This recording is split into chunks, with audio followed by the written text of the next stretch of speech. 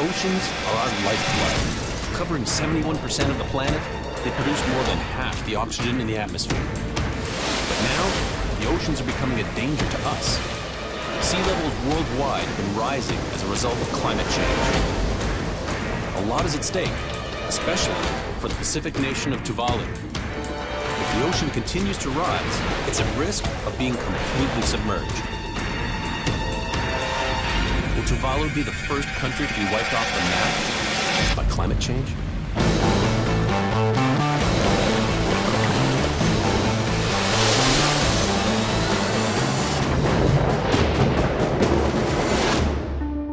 Our oceans are vast, spanning 2/3 of the planet and accounting for 97% of our water.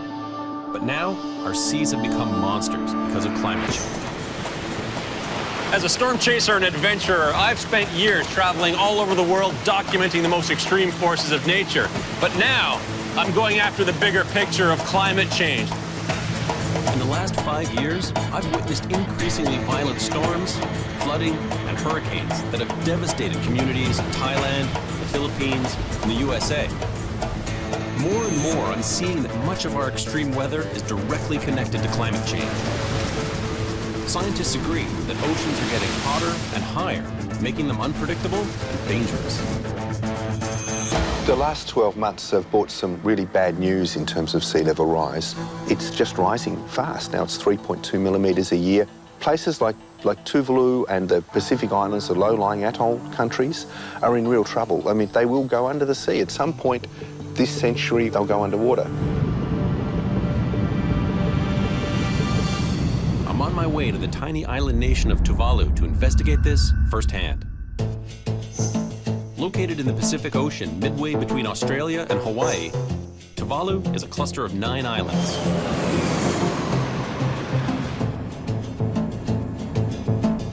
My arrival here in Tuvalu is ominous. There's torrential rain and the whole area is flooded.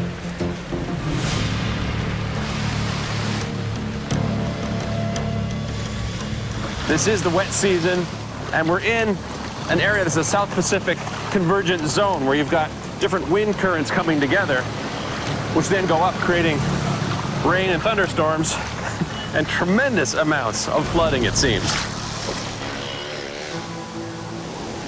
With only 10 square miles of dry land, Tuvalu is one of the smallest countries in the world. An average elevation of 6 feet makes Tuvalu extremely vulnerable to storms and sea level rise. The rains are incredible. All over the island, people are struggling to keep their homes dry. Usually when this place floods out, it's from the sea, which is about 30 yards that way. Today, torrential thunderstorms, freshwater flooding. This island can't catch a break. I meet with local meteorologist Tuala Katea. So it's been a busy 24 hours for you. You've never seen this much rain in 24 hours. And we measure around 47 millimeter in one day. That sounds like something you'd get on a mountainside in a cyclone. That's history. And it's not linked to any tropical cyclone or what. I mean, it's just a rain band, a convection zone, really active right on top of Tuvalu. Just perfectly aligned right on top of the island for hours and hours and hours. Tuvalu experiences seasonally high tides that the locals call king tides. But in the last few years, these tides have been changing. We call it king tides. That's the normal high tide. The normal high tide, but it's higher than normal. If the king tide was yesterday, combined with the storm and the flooding, and maybe a little bit of surge from the storm, that would be catastrophic. Yes, of course. Because of our elevation really low, so low-lying places and coastal areas get inundated and eroded. It's not just you that's being affected, it's everyone else. It just so happens that your island is very low. Yes. So it's going to be seen here first. We are the front line. Tuvalu has few natural defenses against these high tides. One thing the locals have done is to try and help prevent the king tides by putting these barrels filled with concrete. Of course, not really working so well here. A few of them been knocked down during a storm. The concept seems sound, but the implementation, I don't know. The island can barely cope with tropical downpours, let alone more storms.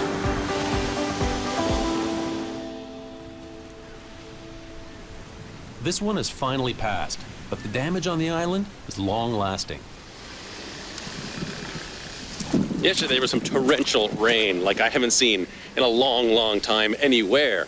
And some of the houses here actually flooded out by that. It's not just seawater they have to worry about here, it's rainwater as well. So this place got totally flooded out yesterday? Yeah, starting at 8 o'clock last night, the water started coming in and the family were totally sleeping. They didn't know what was happening till the neighbors called out. So around about 8, the water was all over here, going inside. It was flooded everywhere. Let's take a look. Wow. Everything is up on tables. This is the first time that they have experienced this and have been evacuated.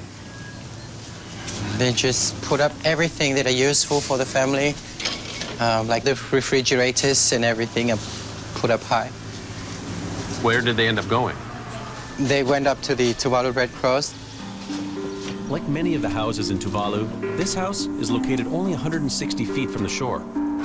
So could you imagine, with 5,000 or so people on this island, a major catastrophe? If we have a 2 meters high king tide, it will just destroy us all.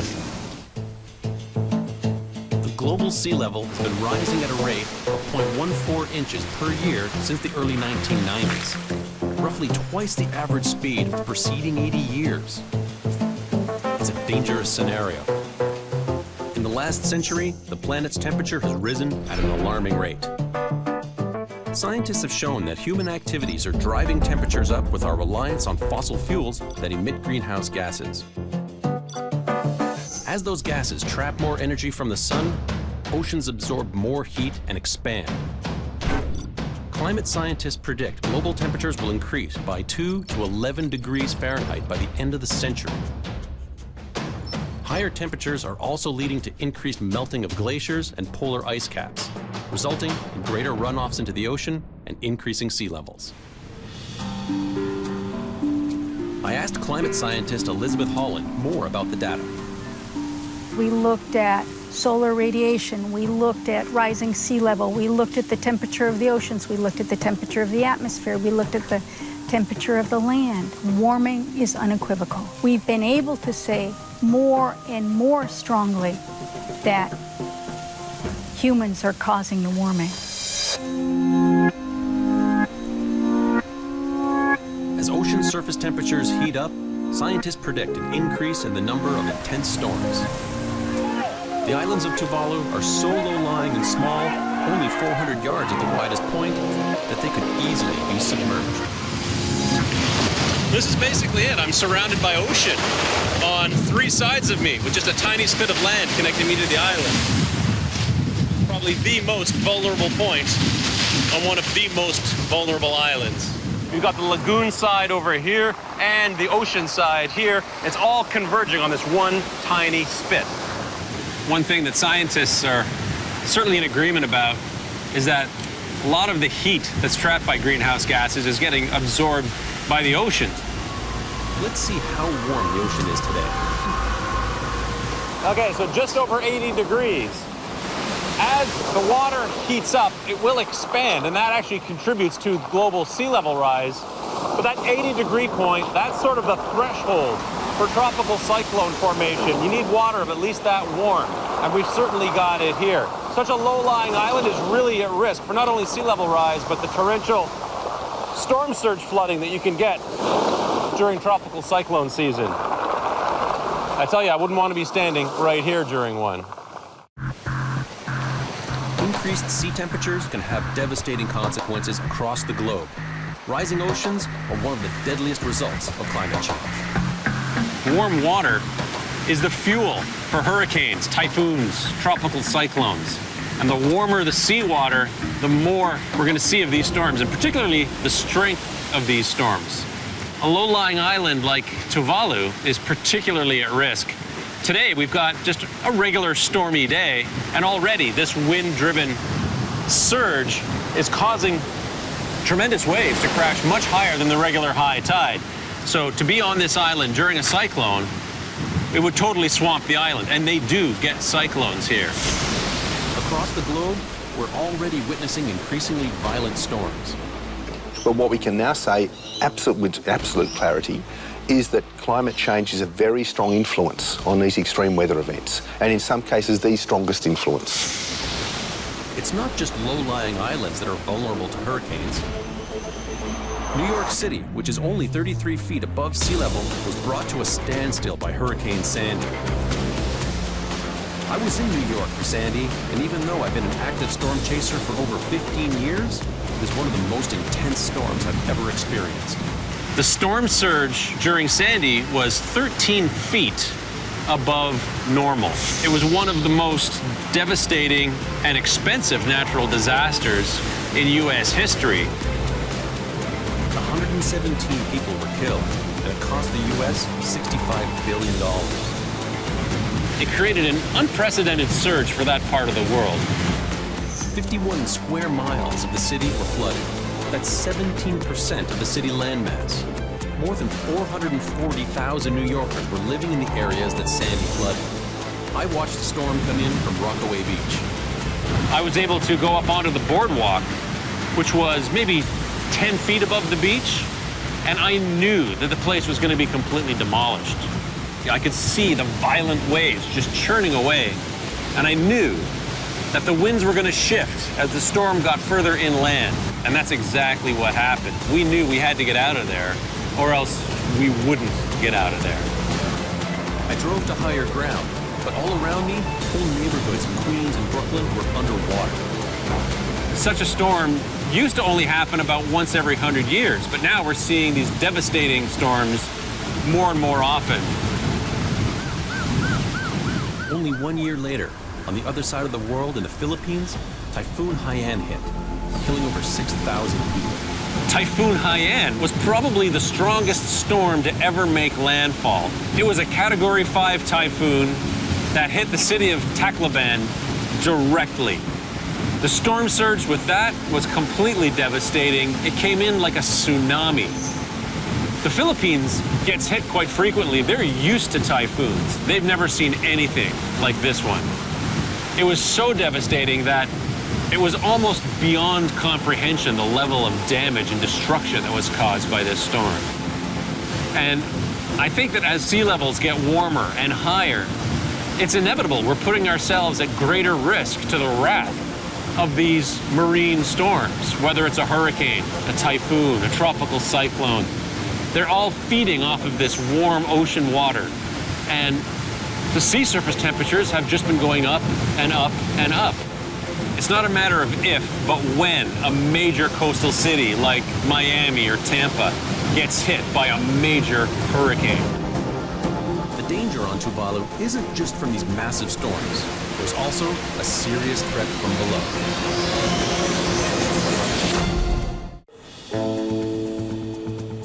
I've come to Tuvalu in the South Pacific to witness firsthand the effects of climate change. For a little bit of perspective, about 80% of the island is no more than 4 feet above sea level. The highest point being about 15 feet, and about 40% of the population lives within 100 yards of the ocean. If there's any place in the world that is at the mercy of the sea, it's this place right here. The rising seas are also forcing farmers to abandon their crops. Salt water from higher tides is soaking through the ground, contaminating the underground source of fresh water and destroying crops. Indigenous food, such as pulaka and coconut, are being destroyed.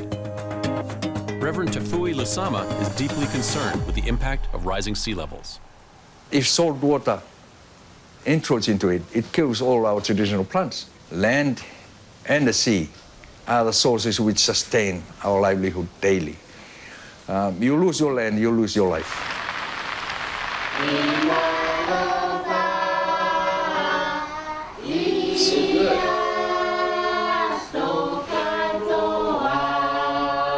Tonight, I'm joining the Tira Taula family for a traditional home-cooked meal. But foods like this are becoming harder to harvest. This is a steamed fish. Definitely very hot. Red fruit and banana with talolo, cooked with talolo. Local foods may soon be a thing of the past.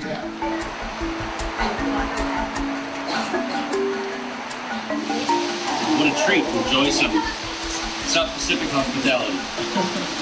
Going into someone's home, having a home-cooked meal. It's the best. Our people can no longer depend on our traditional way of life, so we are left with no option but to turn into a market-based lifestyle. With traditional crops being threatened by rising oceans, locals are relying on more processed foods. With all of these changes that have been going on, it's become more and more difficult for the farmers here to grow some of the traditional food crops. And especially since World War II, they've become quite dependent on foreign-made processed food, and doesn't really help them in their struggle for food security, which is becoming a big issue here in Tuvalu. The country now imports 80% of its food, which is costly to the islanders. We're Pacific Islanders. We have a lot of ties to our land, our ocean. Our identity is very much built around how we relate to our land, how we relate to our ocean, and all of that is threatened, right? People have lived in Tuvalu for 2,000 years, but some islanders are now leaving, scared that climate change and rising sea levels will make life on the island nearly impossible. Our identity as a people will disappear, will die out. If I am relocated because of climate change and my country has gone down, where do I belong? I have no roots. Tuvalu is not responsible for the catastrophe it's facing. It's no surprise the largest emitters of man-made greenhouse gases are the world's largest countries: China, the United States, the EU, and India. Here in the islands, we contribute the least to greenhouse gas emissions, yet we're the most affected. Tuvalu, the fourth smallest country in the world, has almost no carbon emissions, but they're at the front line. As those in the developed world drive their cars and turn up their heat or decide to build one more coal-fired power plant, it is the Tuvalus of the world that will go underwater because of those choices. Environmental activists are taking up the cause, encouraging the people of the Pacific Islands to fight for changes on a local and global scale. In 2014, they took their fight to Australia and blocked the largest coal port with canoes to make their voices heard. Right now, that's the message that we want to get out there. Climate change is real, we are living with it, and sooner or later the world needs to change if we don't start demanding that the world transitions to more renewable sources of energy. There's no plan B. There's no plan B, there's no planet B. But Tuvalu is fighting back. In an effort to hold on to their island, the locals have raised money from an unlikely source. Each country has its own internet suffix. .de for Germany, .au for Australia, .ca for Canada. Well, here in Tuvalu, they've got .tv. And .tv has become so popular, especially amongst people in the television world, that it has quite an appeal. The money raised by selling the suffix goes into repairing roads, improving barriers, and planting mangrove trees to fight against coastal erosion. If worse comes to worst and Tuvalu disappears under the waves, that suffix will still exist, creating what could possibly be the world's first virtual country existing only in cyberspace. While Tuvalu is disappearing, it's far from alone in its coastal erosion. The problem is not confined to Tuvalu. It's not peculiar to Tuvalu only. It's a global problem. The Maldives are also under threat. A unique archipelago made up of 2,000 islands could almost disappear into the sea by the end of the century if nothing is done to curb global warming. It's not just low-lying island communities that are at risk. With predictions that sea levels could rise by up to 6 feet over the next century, South Florida will be badly affected. A 3-foot rise would take away a third of the land, and a 6-foot rise would submerge half the area. The condos that line Miami's waterfront would disappear. What do you think is the biggest misconception about climate change in general? The biggest misconception is that because it's a slow process, we can wait to take action. Because climate change is a very slow process, but we're at that tipping point. We need to take action today. The people of Tuvalu are desperate for the rest of the world to sit up and pay attention. What does the world need to know about Tuvalu? I think it's very important that that we are part of the world. And I think that as a Tuvaluan, despite how small we are, we need to speak out that we do exist and we are parts of who you are, whether you are in Canada or in America. We are all part, we are the people of this world, and we need to be together and work together. Just a month after I left Tuvalu, Cyclone Pam tore through the neighboring Pacific islands of Vanuatu, causing extensive damage. It also affected Tuvalu, forcing it to declare a state of emergency. This cyclone is a painful reminder that action must be taken. Global temperatures cannot be allowed to rise another 2 degrees. If countries around the world can find a way to reduce their greenhouse gas emissions, then Tuvalu and other countries in danger will have a fighting chance at survival.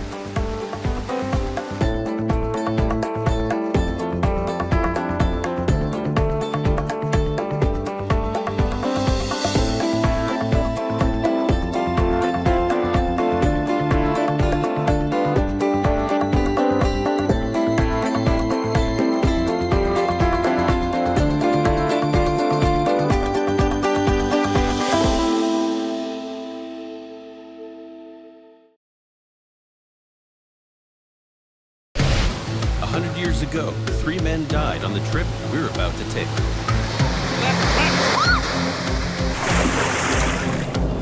We're retracing a 100-year-old expedition on one of the world's most dangerous rivers. Let's get ready to bolt.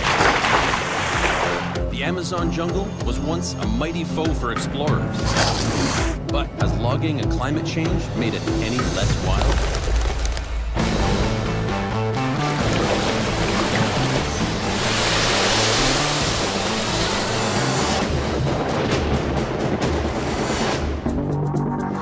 Many corners of this earth, but none are more endangered and more important to the health of our planet than the Amazon rainforest. I'm about to follow in the footsteps of a legendary U.S. president to find out how serious the problem is. I'll have some company on this adventure. My friend, travel writer Kristen Sarah will document this journey on her blog. The smaller the plane, the bigger the adventure. So we're on our way to a remote landing strip deep in the Amazon jungle, a place on the Rio Roosevelt, which is a river that was named after Teddy Roosevelt himself. It was 1914, 3 years after his second term as president, when he embarked on an expedition to explore an uncharted river deep in the Amazon jungle. It was a trip that very nearly killed him. They faced raging rapids, wild animals. They lost boats, supplies, they went hungry. 3 members of his expedition didn't make it out alive. What better way of gauging the mood of the area than by retracing the most dangerous part of that expedition to see this untamed land for myself?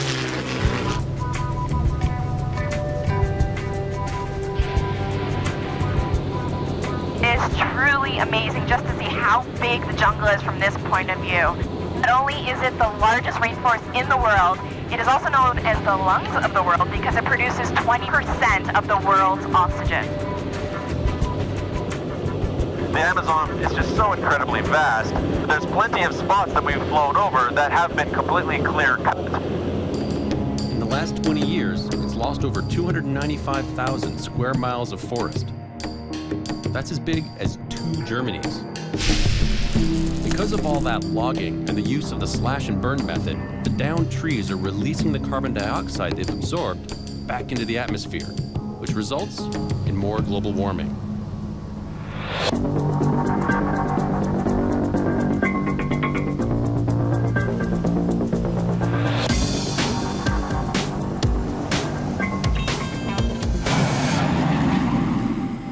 right, we made it. Deforestation is far from the only threat to the region. Huge parts of it are drying up because of drought. That's a direct result of climate change. The forest isn't producing the water vapor, which forms the clouds that put the rain in the rainforest.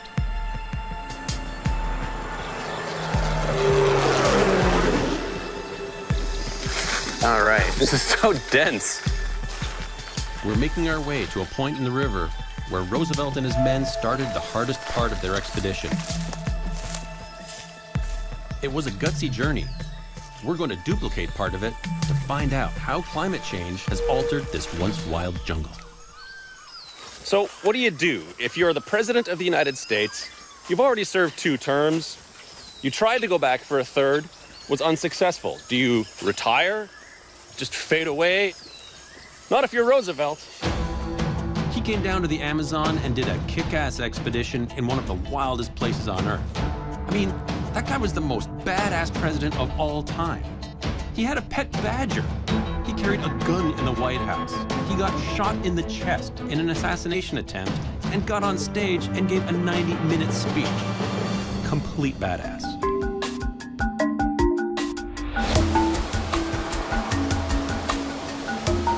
In Roosevelt's day, the environment was so hostile that he lost a few boats along the way. It would be one of the thrills of my lifetime to actually find a boat from that remarkable expedition.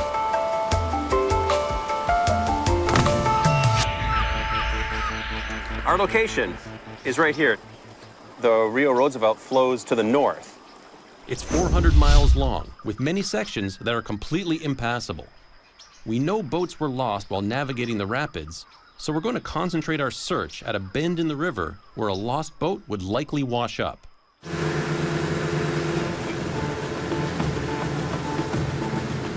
Torrential downpours are on the horizon as rainy season gets underway. We have no time to lose.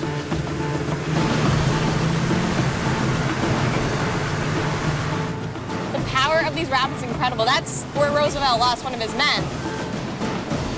It doesn't take much to get swept into the rapids, which is exactly what happened to one of Roosevelt's crew members. His body was never even found. Oh, this is just way too dangerous. Yeah, We're just gonna get that's smashed to true. bits. I don't want to be searching for your boat, and I don't want you searching for my boat. I don't want to be searching for your body either. Motorboats only go so far here. That's why we're going to portage past the rapids, then kayak the next leg of the river.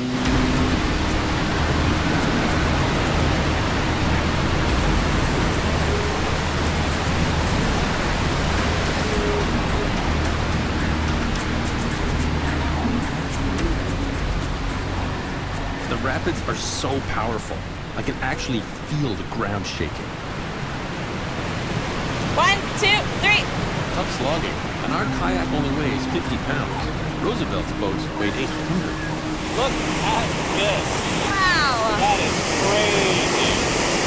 Just looking at these rapids, absolutely wicked, strong, very dangerous. Scares the hell out of me. It's not the kind of place you want to fall in. So much power.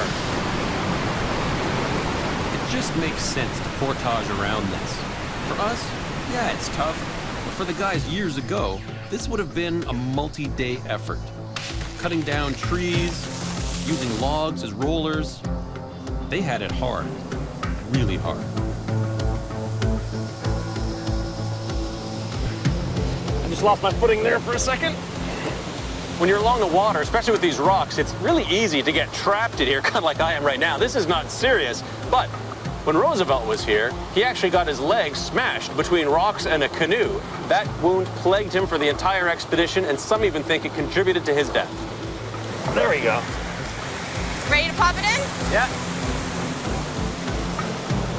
There are innumerable rapids down this river. Sometimes you have to portage, carry your boats across land. Sometimes you can put the boat in the water and line it down by rope. There's an easier way to do it, isn't it? Absolutely. We'll just haul it up here. All right. Perfect. Nice parallel park.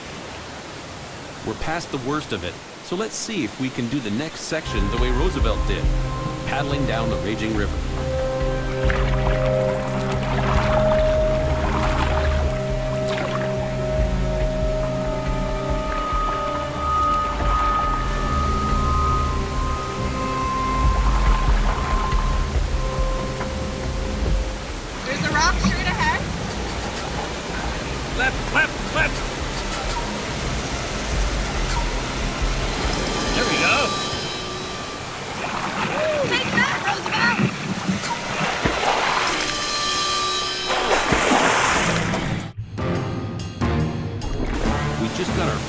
of what Roosevelt was up against.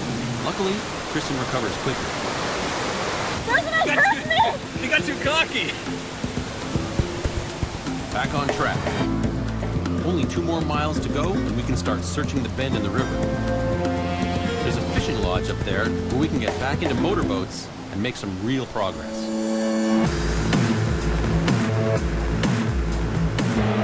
We've done our research, and we've narrowed down the location. That way. We're on our way to the bend where the current could have carried one of Roosevelt's boats. A depth finder and an underwater camera are part of our search arsenal. We are going to put this underwater metal detector to work. I'm hoping it'll detect any of the boat's iron nails or fittings. Sometimes, though, the best way to search in the water is to get right in. Can you pass me the metal detector? Yeah. Thank you very much. You're welcome. Just waiting for that sound. Of course, there are all kinds of things living in the water here. Electric eels, flesh-eating piranhas, and the tiny, blood-sucking candiru fish. It's been known to actually swim up your urethra if you pee in the water. Got anything? Not yet. You want to know a little secret? I'm peeing right now.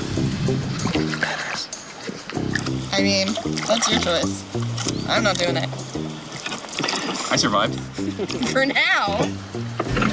No luck quite yet. Back in the boat. That's how you do it. Let's move the search a little further north. In Roosevelt's day, he would have encountered a lot of wildlife. The biggest is the local crocodilian species, the black caiman. That's a big one. And wouldn't you know it, he's right where we want to search. Black caiman are the apex predator of the Amazon. An adult caiman really has nothing to fear out here except for humans. It's got good reason to fear us. Just 50 years ago, this king of the river was hunted almost to extinction. Over the last 100 years, its population has decreased by 99%, all for its high-quality skin, which produces shiny black leather. Caimans feed on fish, like piranha and catfish, and mammals, like the capybara, the largest rodent in the world. As caiman numbers decline, their prey thrives. The growing number of capybaras are destroying vegetation and crops. Hunting caimans is now illegal, and their population is slowly recovering. So, it's encouraging to come across a fully grown caiman out here. Getting a little closer, so he's gonna feel trapped. We should back up.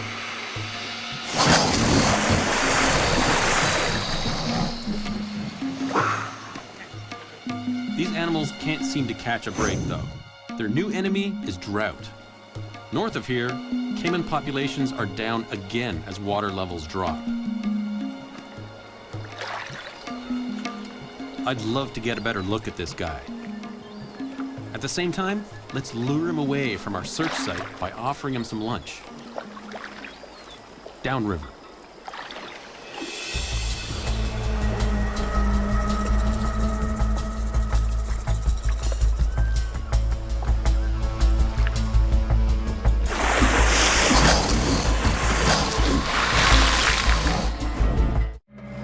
There's a big caiman right where we want to conduct the search for Roosevelt's long-lost boat.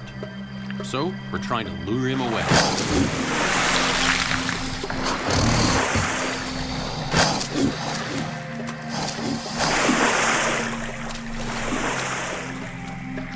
It takes a few hours to convince the caiman to clear out, and now we're losing daylight. We'll set up camp here for the night. But first, I want to install our stealth cams to get a sense of the state of the wildlife here. This spot looks pretty good. Check this out. There's all kinds of tracks and activity. We have a hoof print here. Might have been a deer. Look, green banded moss. So beautiful. The Amazon basin contains so much biodiversity that 10% of all of the Earth's species are found here. There are some amazing animals I'd love to catch sight of. especially one of the world's rarest big cats, the jaguar. Any warm-blooded creature that comes by here will get picked up by the infrared sensor. All right, wildlife, anytime. Show us something. This spot here is totally flat enough. I'll stick up my tent right here. Here you go.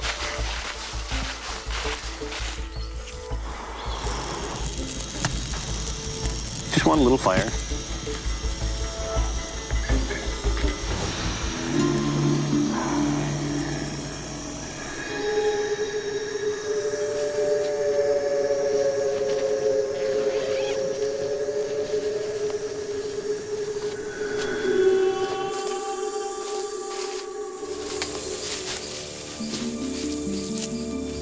It's about 20 after 5 in the morning. I'm gonna go check on our cameras. Some people say it's insane to camp out here because of the threat of jaguars. They can hide and ambush you very, very quickly. They have been known to kill people. Needless to say, I'll make this a quick check. Okay, we've got a rocket deer and a Brazilian tapir. Both prey for the jaguar. But so far, no jaguar. They need huge amounts of territory to thrive, so they've been hit hard by habitat loss. There are now 80% fewer jaguars than when Roosevelt was here.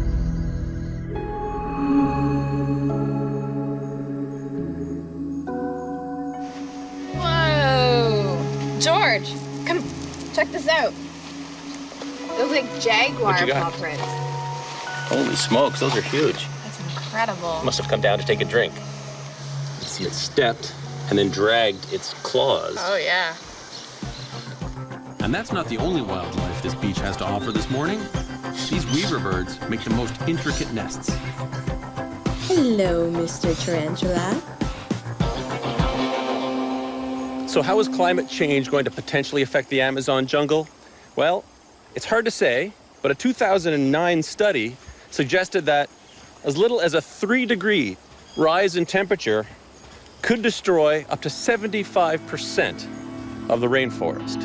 And that's combined with deforestation, which not only destroys the area being logged, it also increases soil erosion and degrades rivers. Bad for the rainforest and bad for the wildlife that lives in it. Our quest continues. Based on Roosevelt's notes, we've searched up and down this bend. One of the only places left is off this beach. I'm using a glass-bottomed bucket. Simple, but effective. Nothing yet. Do you know how deep it is here? Do you have the depth sounder?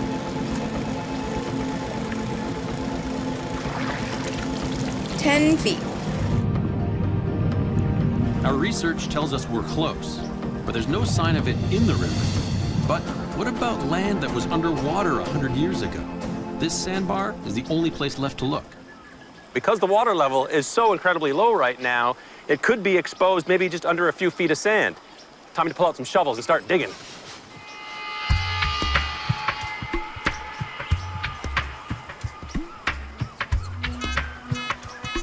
Oh. Right here.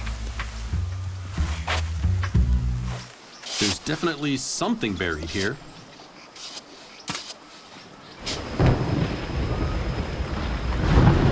Here come the rain clouds. This is exactly what we feared. It could rain for days, and this sandbar will be submerged again. We've got to keep digging.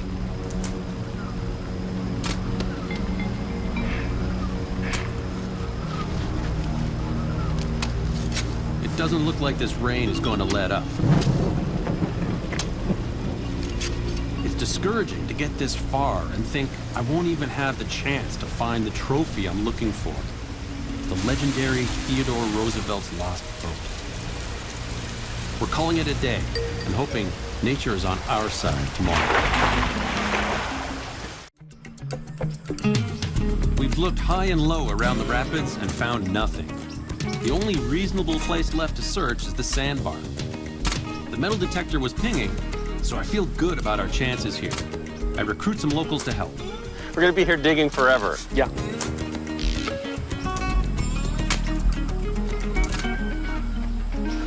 Something? Something wood? Hey! Oh, yeah. We must have dug a dozen different holes on this beach. And finally, we've come across It looks like a boat. what looks like a boat. So it looks really, really promising. Really big. Yeah, it's definitely a It seems boat. like it's really big. It's definitely a boat. This really looks like a dugout canoe. Yeah. The boats on the Roosevelt expedition were made from a single tree trunk, split in half and hollowed out. They measured about 10 feet long. Oh, lightheaded. I think we might have found Jimmy Hoffa and Amelia Earhart and D.B. Cooper.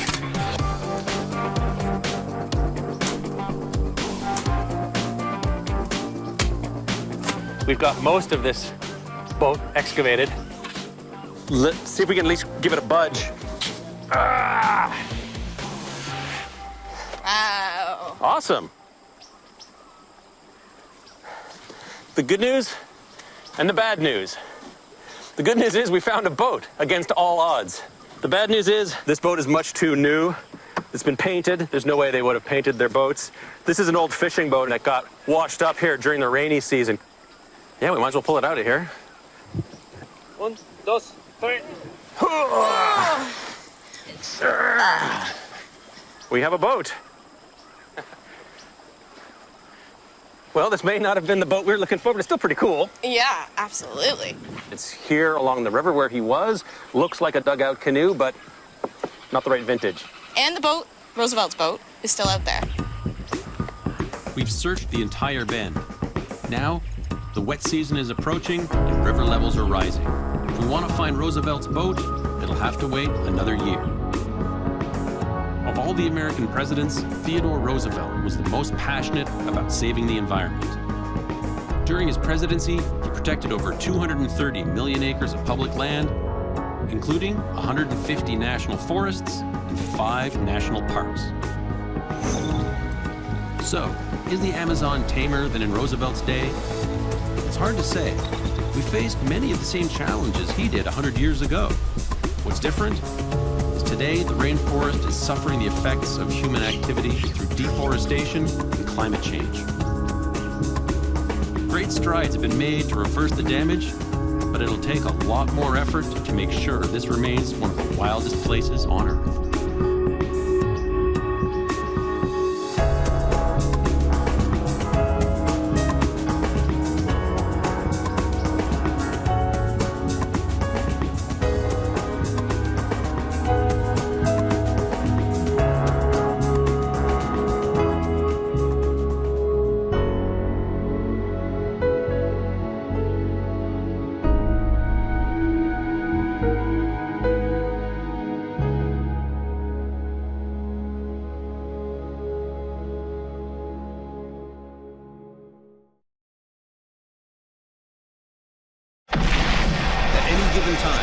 Dozens of volcanoes erupting on Earth. But reports coming from the remote island of Fogo off the coast of Africa are especially alarming. A river of molten lava is advancing on one of its villages. How far will it go? The answer could be the difference between life and death for its residents. I know firsthand how volcanoes behave. I've rappelled deep into exploding fiery craters and explored up close many of the world's most active volcanoes. To understand what's happening in Cabo Verde, I have to go and see it for myself. Wow!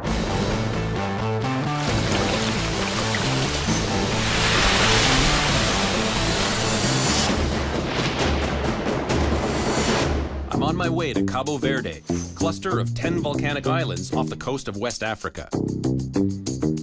Santiago is the largest of the islands. From there, I'll travel to the island of Fogo, where its namesake volcano is erupting furiously. The last eruption on Fogo happened in 1995. 1,300 people were forced to flee their homes in the middle of the night as lava flowed through their houses and blocked the only road access to the town of Portela. Will the damage be as severe this time? Reports suggest it might actually be worse. Once in Santiago, I meet up with local guide Simon Levy to get up to speed on what's happened since the volcano started erupting just one week ago. And what are they saying about the situation? The situation is bigger than the last eruption in 1995. And this eruption could end tomorrow, or it could go for months. The people there and here also is all in panic, so they don't know what will happen. So that's the problem. Wow, there is some concern that this whole area will be filled. Yes, because as Andes Caldeiras, the volcano is higher. So all the small village around, down, so the lava just goes to the lowest points and fills up. I need to get up there for myself and see where this lava is going and provide my assessment to emergency officials. With the Fogo airport closed, I have to travel by ferry. Sorry. Squeeze on through. And I'm not the only one. Emergency aid workers are also making their way to the island. Looks like we're starting to line up now. The people that are evacuating from Fogo are just getting off of the ferry now, and hopefully soon, within the hour, I'll be on the boat and on my way. Hopefully.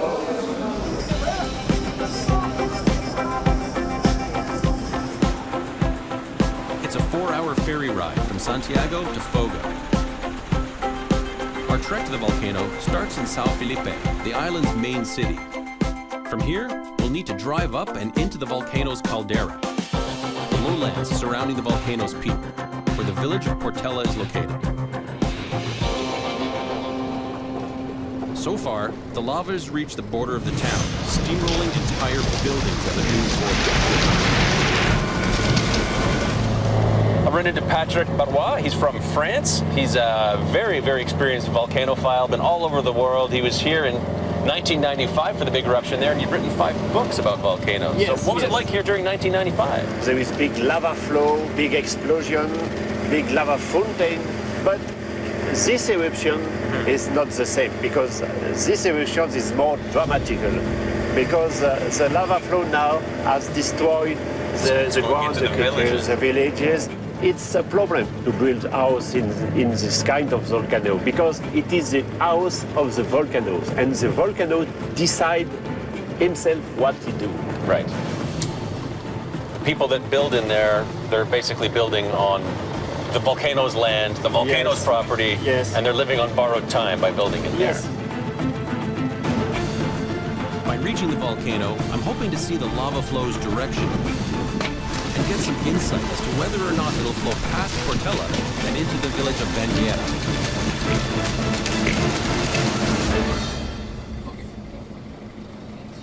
It doesn't take long to hit roadblock number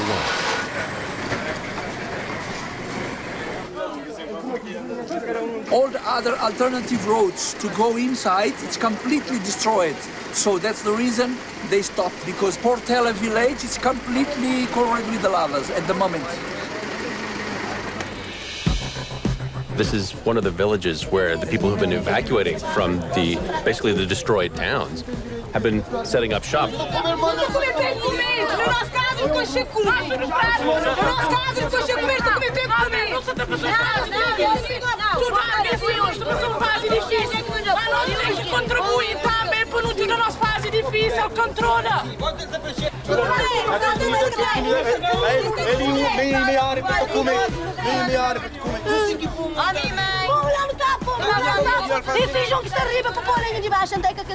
Things are getting a little heated here.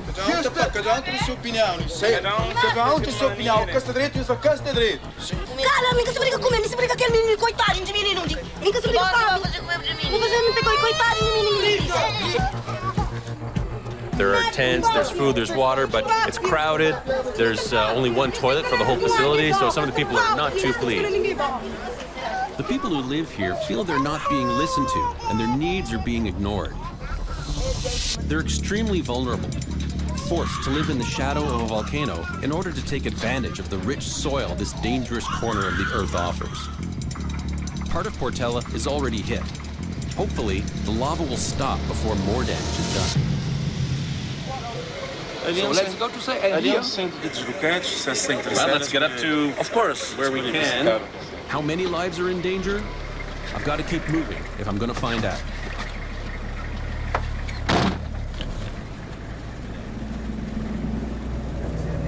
Visibility is so bad, can't see anything. As the volcano is erupting, it's releasing carbon dioxide and sulfur dioxide into the atmosphere. While these emissions don't have a huge impact on climate change, the combination of these gases can be lethal for people, animals, and vegetation. As we head towards Portela, we drive through barren land that until recently was thriving with agriculture, an important part of Fogo's economy. Despite the dangers of growing in close proximity to the volcano, more and more people are settling here because there's nowhere else for them to scratch out a living on the island. All right. I've finally come face to face with what I've come here to see, the river of lava. So this is the brand new lava flow. It's probably a couple of days old. It's not hot. It's warm. The sky is starting to clear up a little bit, so I'm kind of enthusiastic about that because I can hear the vent. The lava is erupting right now. Well, the peak of the volcano is there, above the cloud, but this eruption was not at the summit. This eruption was actually down a fissure eruption along the flanks on the side. Volcanic fissure eruptions occur in cracks or fractures along the side of a volcano, rather than through the main cone or vent. It's definitely still active. It's hard to hear, but it's definitely going on just behind those clouds. Think of this lava flow as a snake. Anything? The tail is 1.5 miles behind us at the base of the volcano. If this is the body, where's the head? We need to get to the very front of this lava flow. Reports suggest it's in Portela. Let's go. But who knows what we'll find when we get there. Fresh lava, let's go. Lava's moving. It's moving. That's each 1 hour. Let's do it.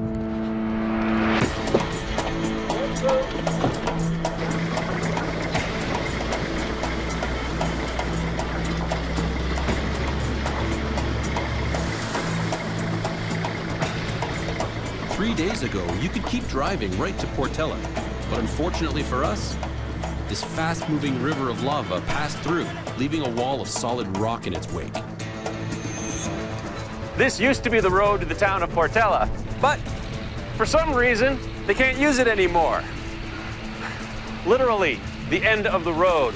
A construction crew is further up the hill trying to build a new road so the town has access again, but it's going to take some time. Giving up and turning around isn't an option. So we abandon our vehicle and hike the rest of the way.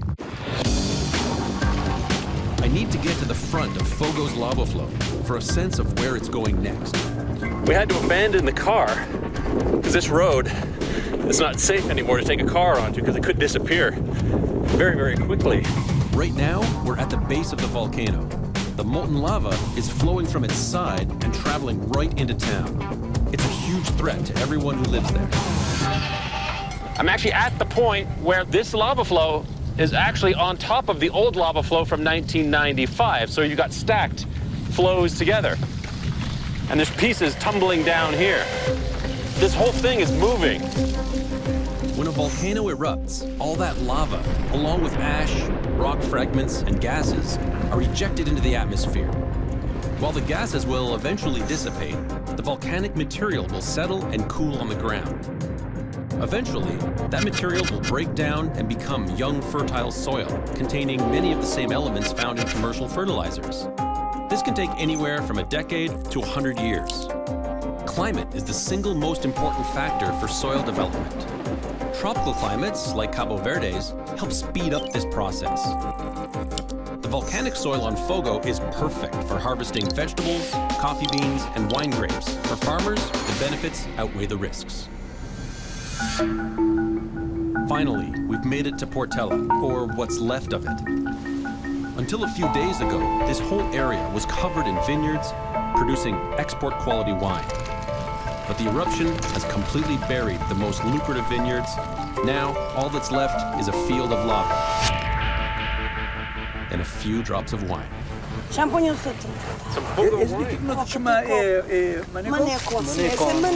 So this is the last wine that was produced here. It's the very last batch. There will never be any more like this. Oh, that's very strong. That's good. We knew the town had been hit, but nothing could have prepared us for this. And it's not close to being over. It's almost unimaginable what's happening here. This unstoppable wall of hot rock is just steamrolling into the town of Portales. I'm up on a hill right now overlooking, and I got a really good view of how vast this lava flow is. And it just goes as far as the eye can see, and it's just pushing into the town. There is almost no chance for most of these buildings to survive. Locals are trying to save as much as they can. They've removed doors, windows, furniture, and carried everything up the side of the hill where they pray the lava won't reach. Ou seja, nesse momento de casa dinha, já que estou já mas completa. De minha casa toda, de minha jamais que toda, de meu cunhado filho. So where was her house? So the house is completely covered and everything, all stuff inside. She didn't have time to take out. The people of Portela have not only lost their homes, they've lost their livelihoods. It's absolutely devastating. Hard to put into words. This unstoppable lava flow it's in town right now. This is the head of the beast I've been chasing across the island. If I want to get close enough to analyze this lava, I need my heat-resistant suit. It can protect me from temperatures of up to 2,000 degrees. Now, what this suit does is it protects me from the radiant heat. What it does not protect me from is the actual rocks, these avalanches of lava chunks. So the lava here is actually a little bit more fluid than in the other part of town.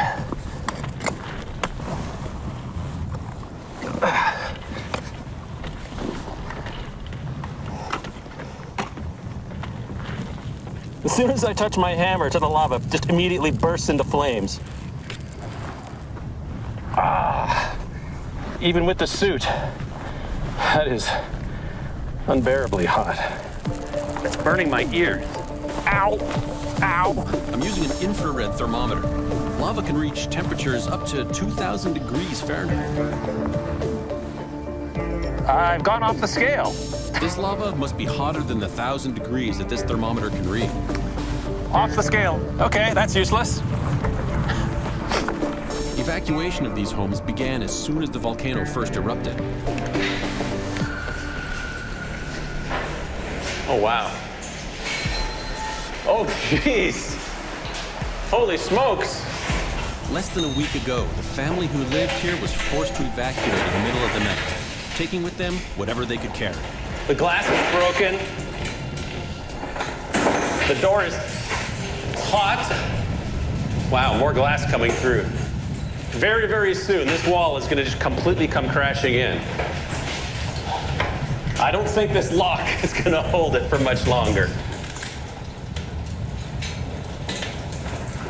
It sounds like rain or hail outside, but it's actually rocks coming in.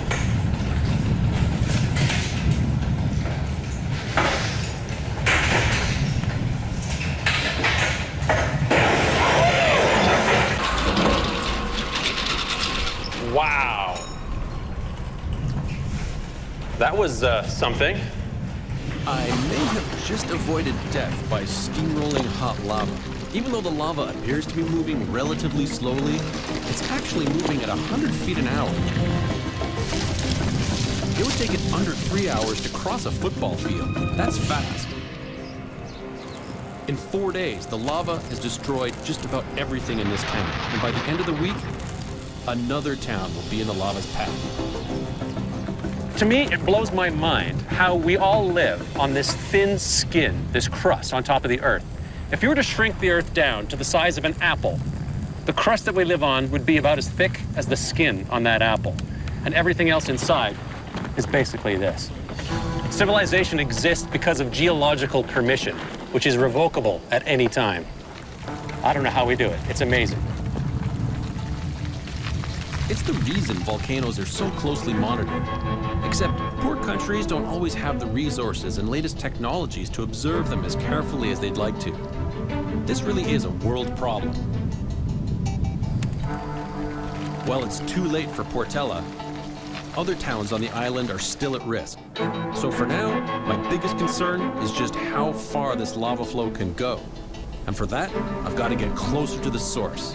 And I've just met a local who might be my ticket to the top. It flies up about 600 feet and then it comes down, so it cools off on the way down. Yeah, but it's still enough instant. I mean, it goes like this.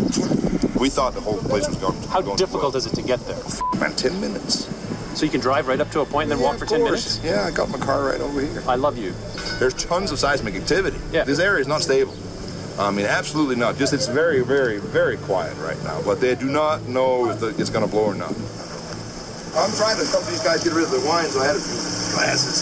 I mean, they ain't going to be able to pump all of it up. So I'm going up there in a little while. It takes got about an hour walk back to the car. Yeah. But the twilight hour is the best. You'll see the smoke and the flames. Yeah. I mean, it gets dark, you can only see the I mean, if we can follow you. Sure, no problem. So met up with this very odd dude whose name is Vince, and he says that he can get me up to the vent. So I'm gonna trust him and follow him right now and see if we can get up there. It's starting to get dark, so we should be able to see that real incandescence coming up from the volcano. So I don't know how this is gonna work out, but stay tuned, we'll see. Vince knows the roads of this island like the back of his hand. He usually leads fishing charters, but tonight, he's guiding us as close to the eruption as possible. Then, we'll have to hike the rest of the way. Hopefully, getting this close to the source will get me the answers I'm looking for. Now that night has fallen, I can clearly see that there's almost continuous explosions going on the flank of the volcano. There's actually two very vigorous vents and a lava flow coming down the side. It's a little hard to see still, but that just means I have to get a bit closer. All right, folks. The really big lava flow, that's what's heading down into the towns. But higher up, the explosive part of the eruption, to me, it looks like there's too much lava for these explosions. So I think there's some lava tube or something below, further down the mountain, that's feeding these lava flows. Lava tubes are formed when the top of lava flows hardens and forms a roof above it. It acts like a tunnel and drains the lava from the volcano. This may mean the threat is greater than I thought, and many more communities could be at risk, starting with the neighboring town of Banguera. Every time there's an explosion, I can feel the shock wave and the ground shaking.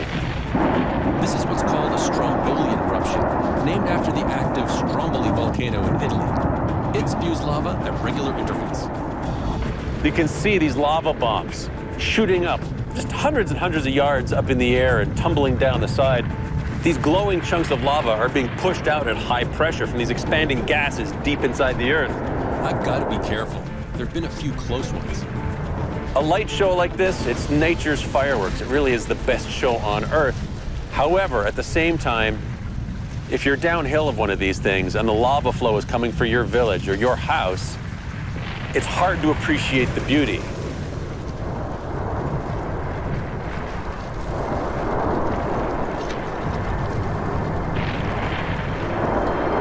Since the volcano first erupted 10 days ago, more than 1,000 people have fled their homes. Entire communities lost under hardened lava. Let me tell you, what a difference a day makes. Yesterday, I was inside this building as the lava flow came crashing through the door. Today, the entire building is completely destroyed by this lava flow. The good news is that it has stopped, for now. I can still hear in the distance the volcano erupting, so it could restart at any time. We don't know exactly what the future is going to hold for this town. The economic impact is enormous. Destroyed homes, lost livelihoods, less land available for agriculture. Many of the refugees will not be coming back. But fast forward 10, 20, 30 years from now, and this land will once again offer up the nutrient-rich soil that will attract a new wave of farmers.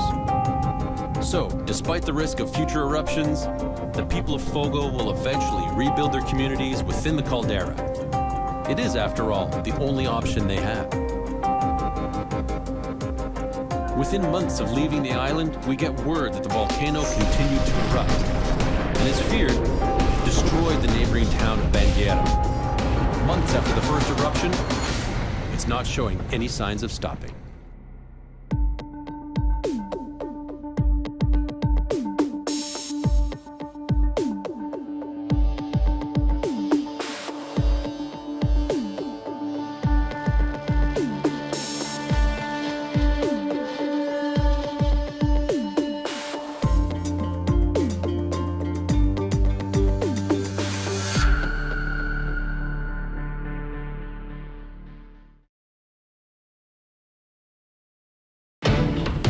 Global temperatures are getting warmer. Glaciers are melting. Sea levels are rising. Scientists agree that increasing carbon dioxide emissions in the atmosphere are changing our climate. Whoa! For some, where those gases are coming from is still a matter of debate. Planes, cars, and industry are commonly accepted as the main culprits. Volcanic eruptions are also known as huge amounts of gas into the atmosphere. I'm making it my mission to climb into one of the world's most active volcanoes. To find out if those gases are contributing to climate change.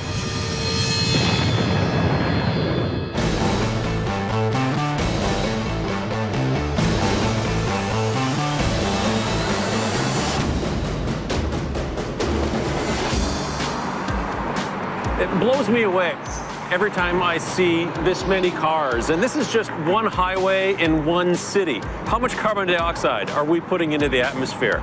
But it's not just us. There are other more natural sources of greenhouse gas as well. Things such as melting permafrost and cow farts, believe it or not. Some people even say that the volcanoes of the world are creating more greenhouse gas than all of the human activity combined. How do you respond to people who are, I don't even use the word skeptic, because skeptic is not the right word. Deniers is a better word. Deniers who are claiming volcanoes contribute more greenhouse gases than all of the industrialized countries put together. What we're dealing here with is a deeply held belief system. It could have elements of political persuasion.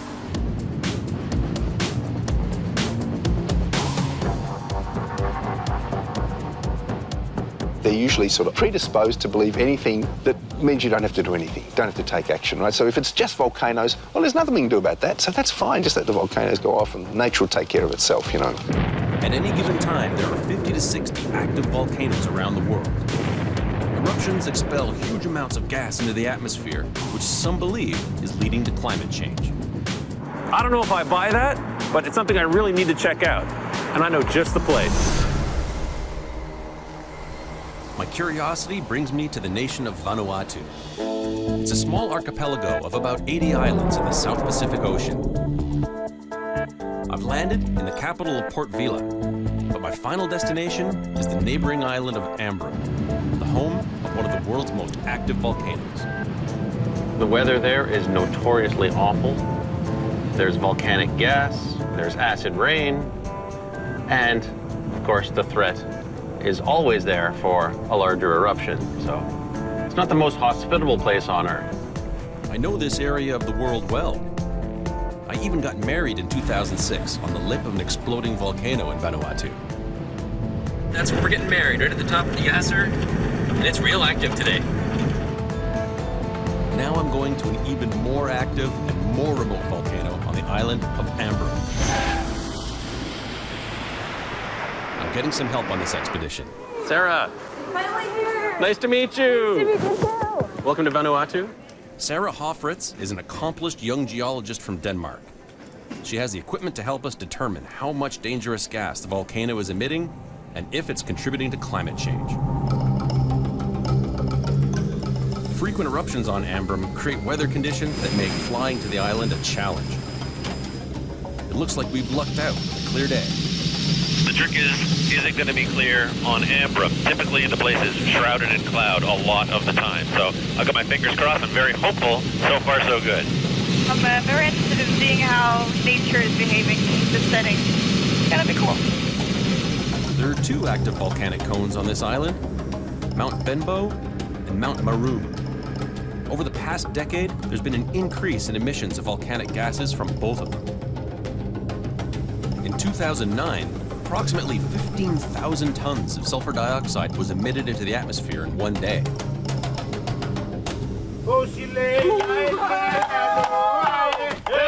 Despite the danger of these frequent eruptions, almost 9,000 people live on the island of Ambrym. To them, the volcano is a part of life. Before we head to the summit, Sarah and I want to gauge the effect the volcano is having on the local village of Endu. Is this your drinking water? Yeah. This water has a source right up on the mountain. And is it from a well? No, or a spring? It's spring water. Spring water. Yeah. During major explosive eruptions, huge amounts of volcanic gas, including sulfur dioxide, get ejected into the atmosphere. Large clouds can pollute the air downwind of the volcano, and when mixed with moisture, can lead to acid rain. This contamination has harmful effects on water supplies for people, plants, and animals. Sarah came equipped to determine if this community is at risk. Today, we're testing the drinking water. What do we have here? This is a conductivity meter, and that will tell me how many ions in the water. 270. Yeah, 270 microsiemens. So that means there definitely is some ions in the water. Very likely some sulfur and some fluorine, which is still rather high.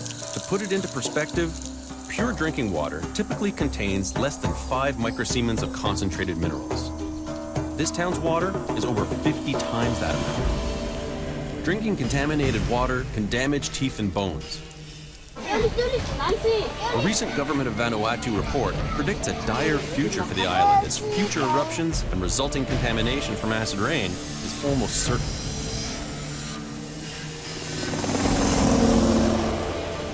The brooding outline of the volcano is nearly always shrouded in gas and cloud. When we have a volcano that's active like Ambrym is, I want to see how much sulfur dioxide and how much carbon dioxide is being emitted at the volcano.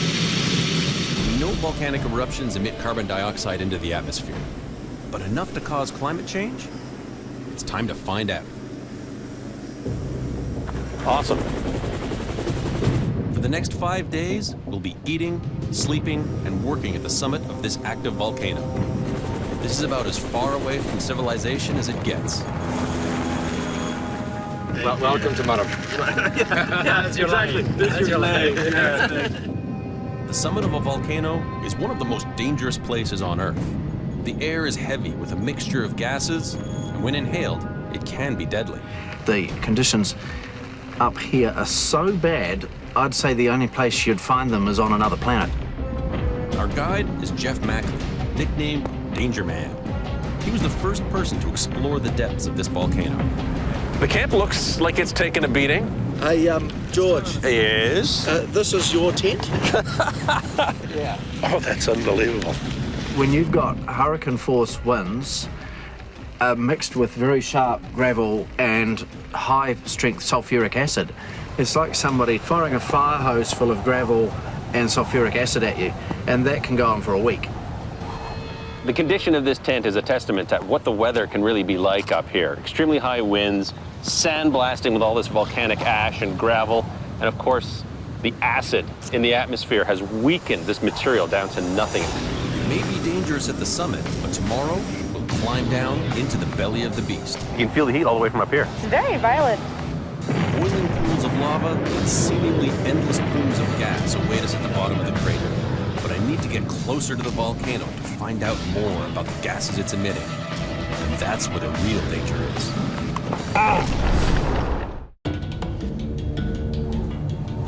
Very few volcanoes are capable of producing the amount of gas that Ambrym can. There are several vents here that are all vigorously degassing hydrogen sulfide, sulfur dioxide, carbon dioxide, hydrogen fluoride. Are these dangerous gases contributing to our warming planet? Sarah has the latest technology to measure just that. She's using a fly speck to measure the sulfur dioxide levels in the air at Ambrym. So now it's scanning through the plume, going from over here and scanning the way through. This data will reflect the amount of toxic SO2 at the summit help us understand if and how this contributes to climate change. But to get more data, we'll have to go straight to the source. Sarah is getting her chance to go into the volcano, so this is going to be really, really fun. But today, visibility is poor, and I'm hoping it doesn't get any worse. The entire crater right now is completely filled with gas. But let's try and see if it clears up. Yeah. Yep. All right. Are you good to go? I feel so. For even the most experienced climber, this descent is a challenge. Nice steady free. Brad, our guide, will be leading us down the tricky descent, and I'll be following behind Sarah. With almost a straight drop of 1,200 feet to the bottom, a lot could go wrong. To get down to the bottom, it's so deep that the ropes just are not going to be long enough, so we have to do a multi-stage rappel in 3 different steps. Can you imagine all this used to be covered by rock, and then it had this big explosion, and now we're just in the hole of it? Now that Sarah has safely reached the 100-yard ledge, I can start my descent.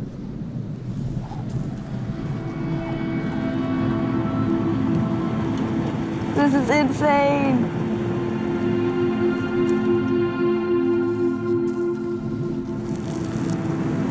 It's beautiful.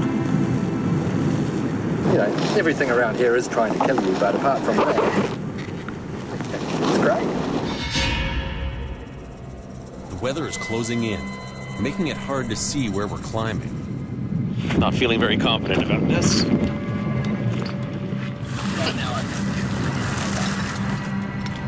Brad calls off the climb. It's too dangerous. The visibility has gotten so poor that we'd be doing the descent virtually blind. Our visit to the crater will have to wait. Maybe next time.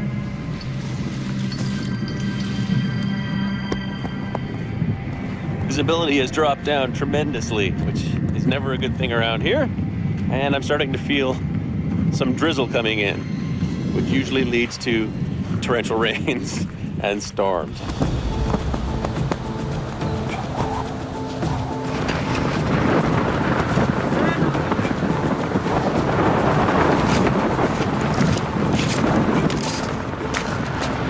You can hear the roar of the wind and the gravel being brought towards you. And then your tent just violently shakes.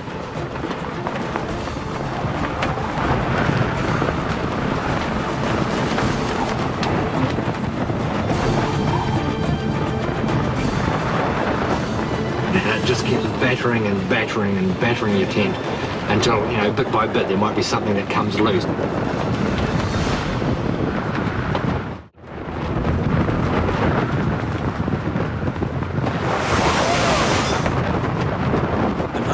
Storm has delayed our mission. Next tent basically shredded. We need to seal that corner up too, or we'll lose that. We've done everything we can to secure our tents. Now we just need to hunker down and ride out this ferocious storm.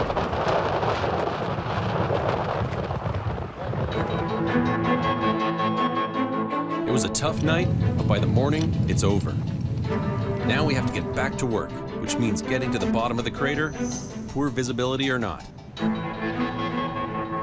Sarah isn't joining me on my descent today, as last night's storm took away her valuable research time. The goal is to get all the way to the bottom, 1,200 feet, gather some rock samples for Sarah, and get some thermal imagery of the lava lake itself. Big day today. Rock and roll.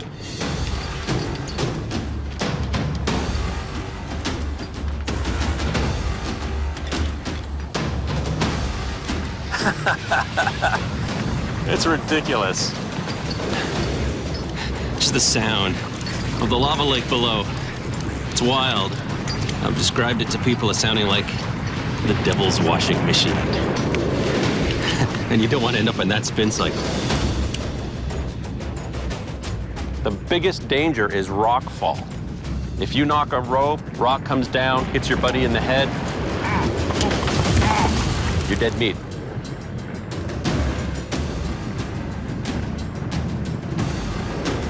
The trick is slow and steady, nice and safe, because anything and everything can go wrong here.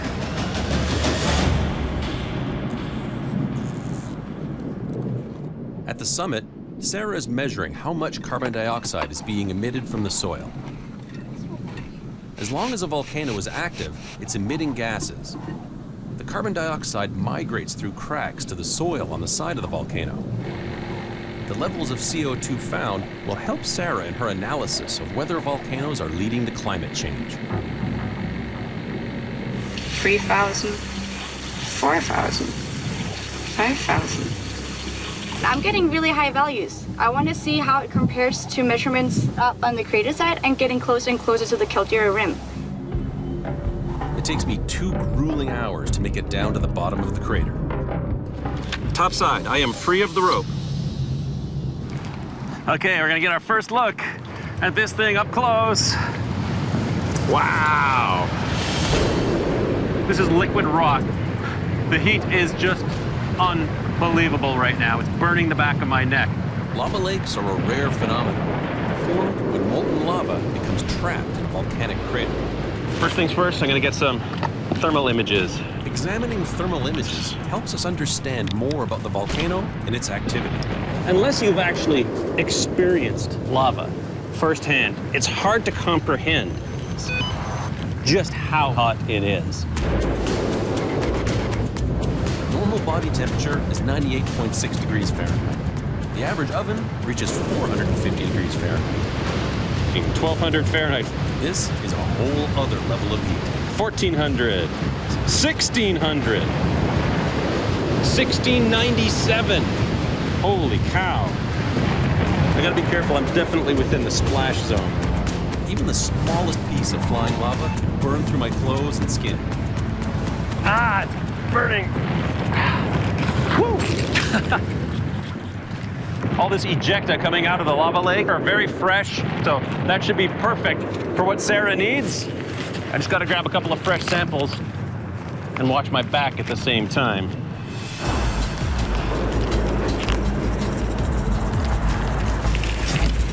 It's really scary turning your back on this thing.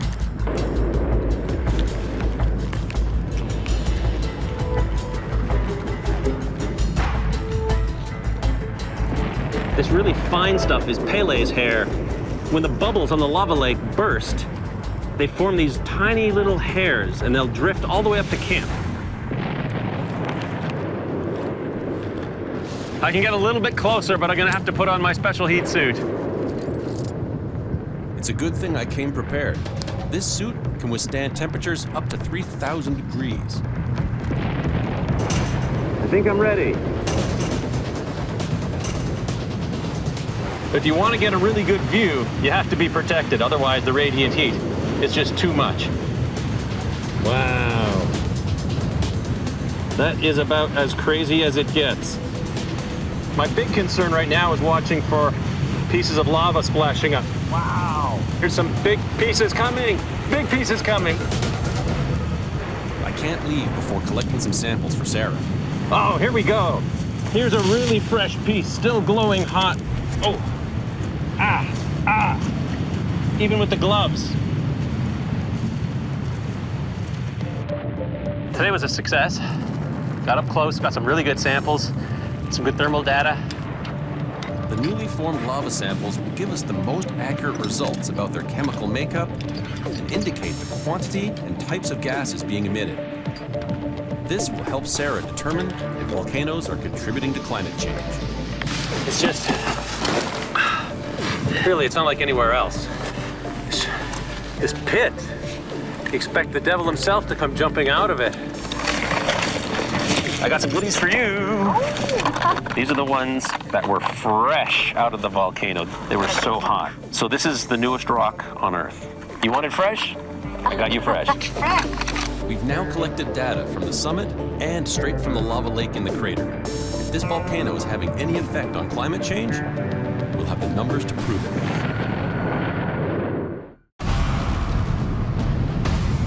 We've spent the last few days on this volcano gathering data to help investigate the claim that volcanoes contribute to climate change. Now, it's the moment of truth. What you got? I'm looking at some of the data, and I've summed it up. First, Sarah analyzes the carbon dioxide readings she took from the soil surrounding the volcano. How much gas is it emitting? The carbon dioxide is up around 21,000 tons a day. 21,000 tons a day just from here, yeah? Yes, from the Ambrum. Next, Sarah adds up the sulfur dioxide emissions she took at the summit to see how much Ambrum is releasing. The volcano here is emitting around 7,800 tons a day. It's a lot of sulfur dioxide. But to get a clear answer, Sarah needs to add the sulfur dioxide and carbon dioxide results to the data that's being collected from other volcanoes around the world. Total volcanic budget, global, that's 0.26 gigatons a year. So it's quite a lot. But most importantly, how does that compare to human activity? Human activity is 35 gigatons a year. 35 gigatons? Yes. Versus 0.2 for all volcanoes combined. Yes. So, do volcanoes contribute to global warming? I think you're gonna say no. No. Definitely no, it doesn't. We have the numbers to prove it. Yes. In fact, according to data collected by scientists around the world, the sulfur dioxide gas being released here can actually help the planet. The gas forms tiny droplets of sulfuric acid, also known as volcanic aerosols, which block sunlight, and that causes the climate to cool. After large eruptions like Mount Pinatubo, Mount St. Helens, detectable drops in temperature were found around the world due to sulfur dioxide and other aerosols in the atmosphere from these eruptions. Even with all this unimaginable heat, power, and gas that comes out of not just this volcano, but all the world's volcanoes, the amount of greenhouse gas that comes out of them only amounts to about 1% of the total greenhouse gas emissions into the atmosphere. Whew. The rest comes from us. Volcanoes are not to blame. We have volcanoes to thank.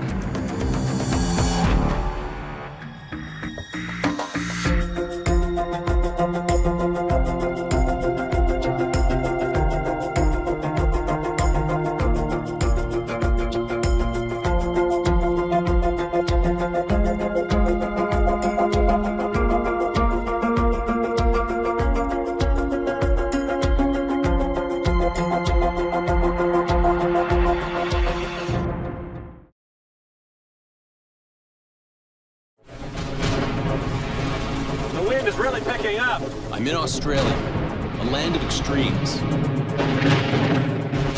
Extreme heat, floods, and fires. The fire is crossing the road, just right ahead of us. Wow! Climate change is making it all more intense. This year's fire season has come early, and it's shaping up to be one of the worst in history. That could get seriously big. It's going to get seriously big. We know life in Australia is becoming unbearably hot. Could climate change make the country uninhabitable? That's what I'm here to find out.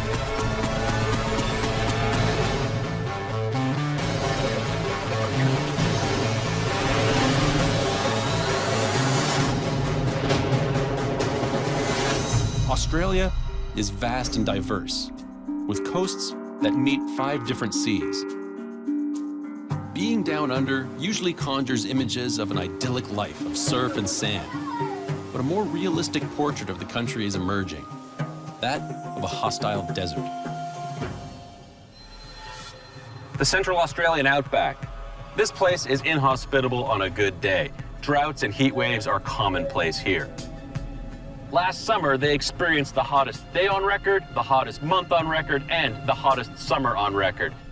In fact, Australia had to add 2 new colors to its weather maps for temperatures hotter than 122 degrees Fahrenheit. Sun is something we escape here. Sun is something we avoid here. The sun will kill you here. Quite literally. You're outside with no shelter. 3 days is all you got. I came to Australia on a mission of discovery, to find out if climate change was causing this place to become uninhabitable. Flooding, droughts, and heat waves are nothing new here, but records show they're increasing in intensity and frequency. Deaths from heat waves have doubled in the last decade. Drought has drained reservoirs and driven families off the land they've farmed for generations. But what's fueling all these extremes? Without a doubt, this stuff's being driven up by the fact we've got more greenhouse gases in the atmosphere. The climate's warming, it's shifting to a hotter state. Australia is part of a global problem. Countries around the world are pumping more carbon into the atmosphere than ever before, mostly by burning coal, oil, and gas. The resulting extremes in weather, prolonged heat and bone-dry conditions lead to vicious bushfires. Lightning is most often the spark. Victoria ablaze. Year after year, the fire season is starting earlier, lasting longer, and fires are burning more intensely.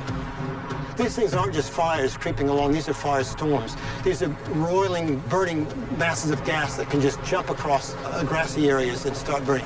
They're huge phenomena that can move quickly, develop quickly, and fires are only going to get worse. Bushfires are almost 20 times more deadly and 80 times more destructive than a century ago. This morning in the Adelaide Hills, it's already a scorching 100 degrees Fahrenheit. The danger has been elevated last night up to catastrophic for today, and it doesn't really get any more dangerous than catastrophic. A decade ago, the worst fire weather conditions were called extreme. They've since had to add a level beyond that, catastrophic. What the firefighters are demonstrating right now is their protection system. They have shields that come down on the inside of the glass and a water spray that surrounds the entire truck. So if the fire overtakes the truck, it keeps these guys safe. That is impressive. And the risks for those on the front line are very real. Since 1980, 83 firefighters have been killed. I hope you guys never have to use it. Yeah, so do we. Thanks, guys.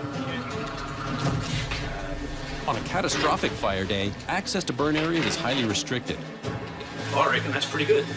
The only way in is with the fire crews themselves. Go.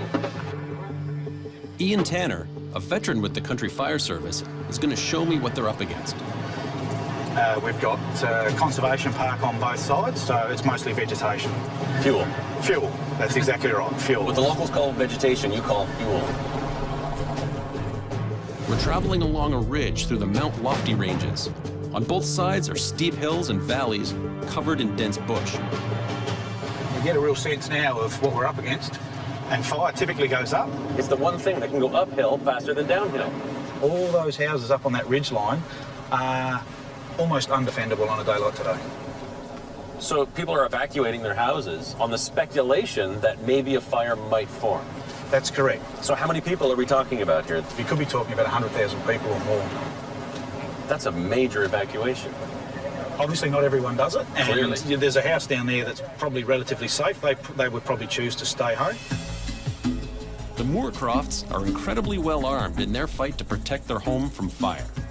What I would really love is to see your sprinkler system in action. Okay. So what have you got going on? Their elaborate sprinkler system can create a wall of water approximately 130 feet around the house.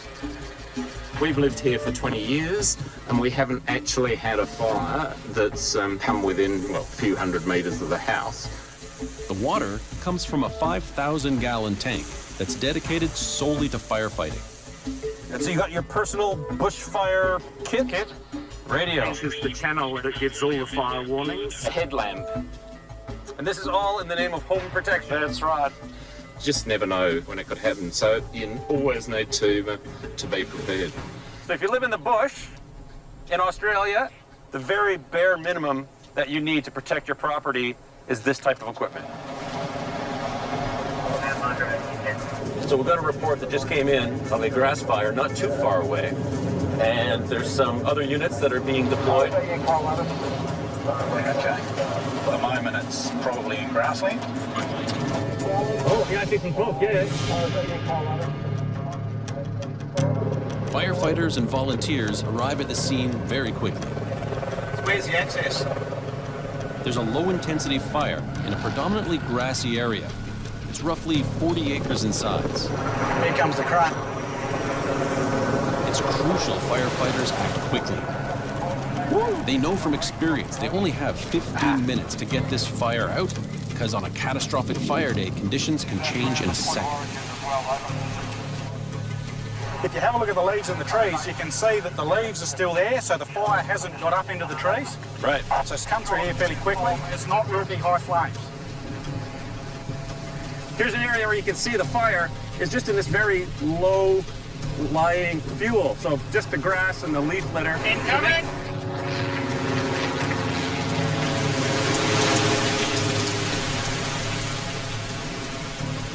Fire retardants. In no time, the fire is pretty much out. These guys are really on the ball. They're so fast at what they do. Ground crews are backed by highly trained professionals and volunteers who dispatch crews and analyze fire behavior. As climate change increases the intensity of bushfires, operations have had to grow larger and more sophisticated. It's very fluky wind at the moment. You feel that wind now picking up? That doesn't bode well for the rest of the afternoon. No. This steep topography can funnel the wind, making fire behavior very unpredictable. You can see how these hot spots can easily flare up again. It doesn't take much. You get a little ember from something like this, and you've got a whole new fire. And just as the fire is almost completely put out, Ian gets bad news. It's jumped. Right. Jumped across this little valley. Crews have to act fast. They know that one ember in this thick brush with poor access could turn this small grass fire into a monster.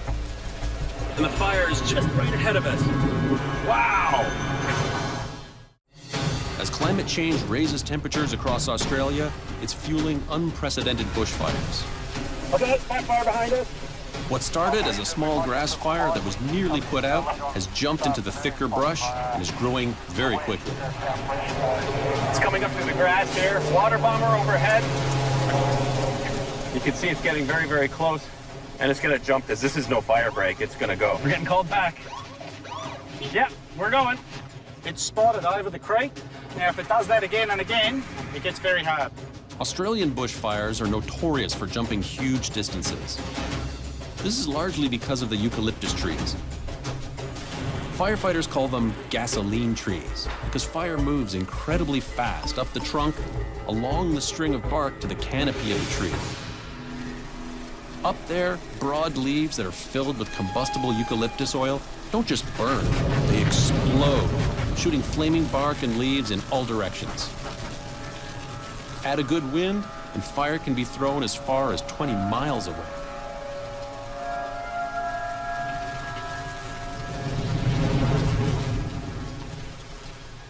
The situation is changing very, very dynamically. I've been given the 2-minute warning here. We have to get out because the wind is starting to change direction. I can see the smoke now blowing this way, so we got to bolt. The fire is fully taken in the scrub.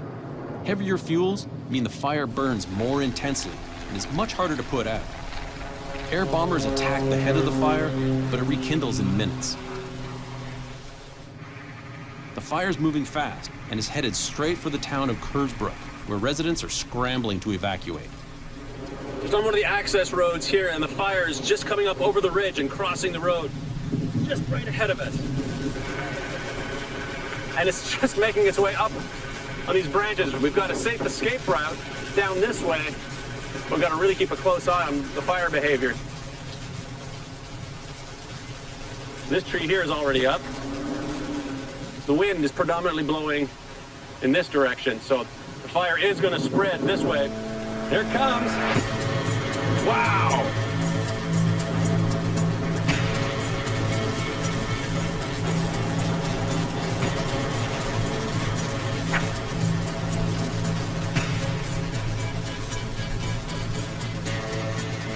In just a few hours, the fire has left a path of destruction through the hills 10 miles long and a half-mile wide. Water bomber. Blizzard running from the fire. That's what happens. The fire just pushes all these animals out ahead, and they're just running for their lives. So I'm going to bring them over to a safe spot and let them free. Fire continues down the ridge, leaving total destruction in its wake. So you'll see it's not much left now. So all this fire damage is just moments old. It's still hot. Topography drew it to the top of the hill, and now it's heading south again at a fair rate of knots. The fire burns through the forest, heating the ground 40 feet in front of it, making it impossible for crews to get close. We're able to follow the tail of the fire.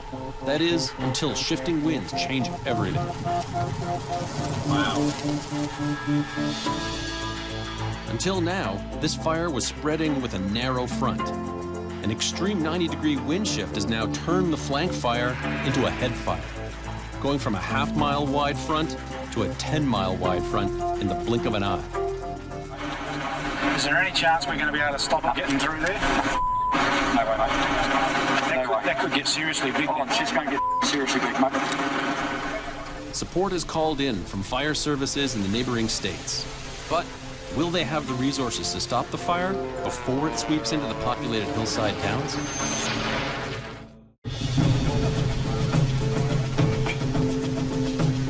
Right now, there's basically nothing that the firefighters can do. They're trying to protect some of the assets, homes, farms in the area, but that's all they can do, try and slow it down. It goes to show how capricious fire actually can be. All it takes is a little ember from a fire that we thought was out to just light up the whole area. And the bigger the fire, the more erratically it can behave. Smoke devil! On rare occasions, fire whirls can develop and throw burning debris miles away.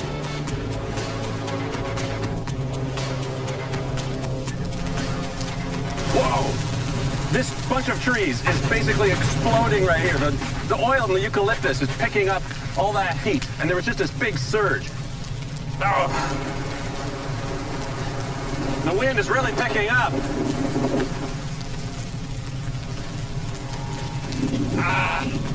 The heat I'm feeling on my face right now is almost undescribable.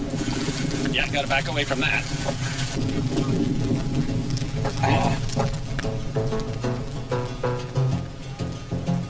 Let's make sure the wildlife here has an exit.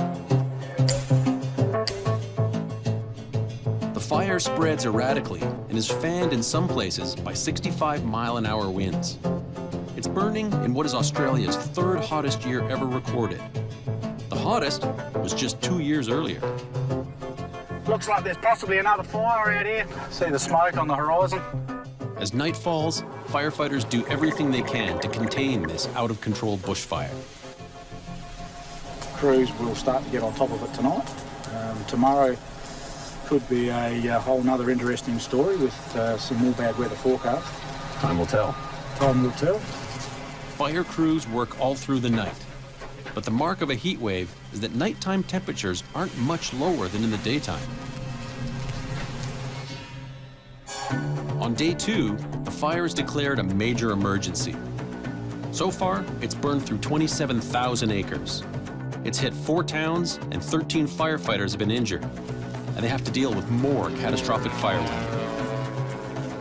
It is a scorching hot day with very low relative humidity. Of course, as these temperatures continue to stay hot year after year after year, we're just going to see more and more fires just like this one.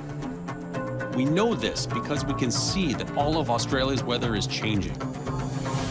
Because of climate change, Australian winters are now dumping more rainfall in big bursts, causing flooding, which results in more vegetation growth and so denser bush.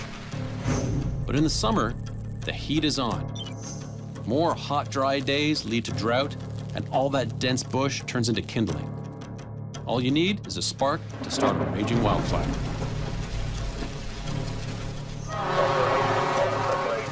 We're briefed that 2 new major fires have broken out and are threatening the towns of Tantanoola and Glen Cove.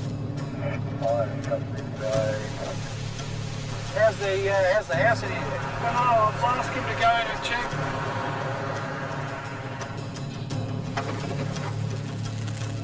This family got out safely. Nothing could be done to save their farm. This is the reality of living in South Australia. It's inhabitable, but just. It's really astounding to see the power of these wildfires, just the tremendous speed at which they can spread, how hot they can burn, and how much of an effect they can have on the people that live here. over the next 4 days, 20 homes are destroyed and considerable livestock and crops are lost. But luckily, no one has died. That's not been the case in the past. The country's worst ever natural disaster was a bushfire. We're finding more bodies as we gain access. In 2009, 173 people died in the Black Saturday fire. Will firefighters in South Australia be able to stop this fire from turning into a similar disaster? By day 5, fire crews in South Australia are exhausted, but they continue to do everything they can to protect surrounding communities. We might need edges right along this other side if we can. What really impresses me is the response that you guys have. So many trucks, so many volunteers. The people around here really do seem to listen to the warnings. Yep. And obviously, some places, all you can do is stand back and watch. There's nothing you can do in a lot of situations. So, yeah.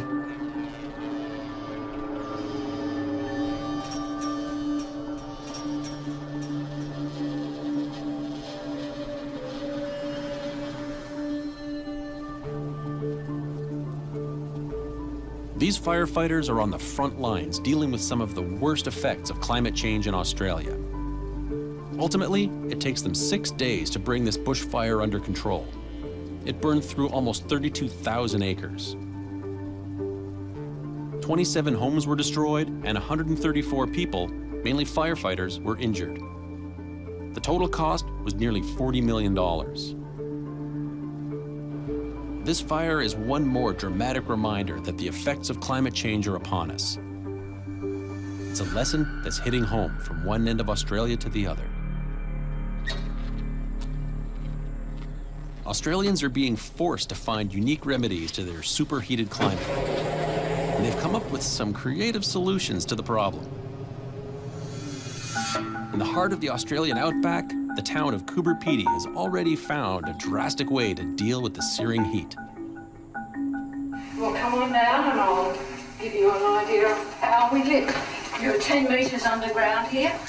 This place looks amazing. It's certainly not cave-like. You even have a window. Yep.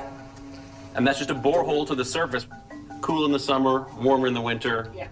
No heating or air conditioning costs whatsoever. No. Ideal. For those days under 30 degrees, the resourceful adaptations of Coober Pedy continue outside. So this is the Coober Pedy golf course. I see you're missing something rather important, grass. Yes, so we got blacks instead of greens. And you have 18 holes here? 18 holes.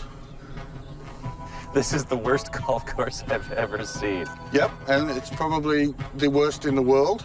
Your ball will always end up in the rough here. Someone's just gone ahead and built an 18-hole golf course in the middle of Central Australia as an act of defiance. It's like, you tell me I can't, well, here it is. And that sort of defines the Australian personality of? Yes, that pioneering mentality. The people of Coober Pedy have found a unique way to beat the heat, but this is just one community. If temperatures keep rising the way they have been, the entire country may soon look like this. But will it become uninhabitable? Well, not to Australians. The one thing that I've learned about these people is that they are strong, they are resilient. They take pride in being able to adapt and survive in these types of environments, as harsh as they might be. There may not be a need to adapt if Australia's climate becomes more hospitable. That could happen if countries around the world reduce the amount of greenhouse gas they're putting into the atmosphere. As Australians confront the most dire effects of climate change, they're turning to alternative energy sources to fight the problem. Australia is giving the rest of the world a glimpse of the future if climate change goes unchecked. Maybe it can also show the world what can be done to fight it.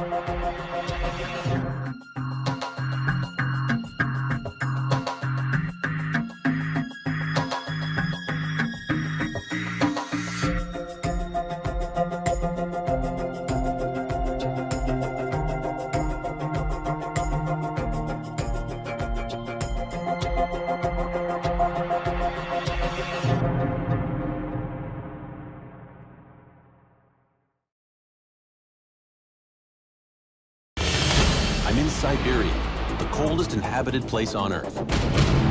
As global temperatures rise, this enormous icy land is melting. The entire region is built on top of permafrost, which is now thawing at an alarming rate. The ground is collapsing, traditional ways of life are threatened, and large amounts of previously trapped methane gas are seeping into the atmosphere. Siberia's big thaw could have a catastrophic effect on the entire planet.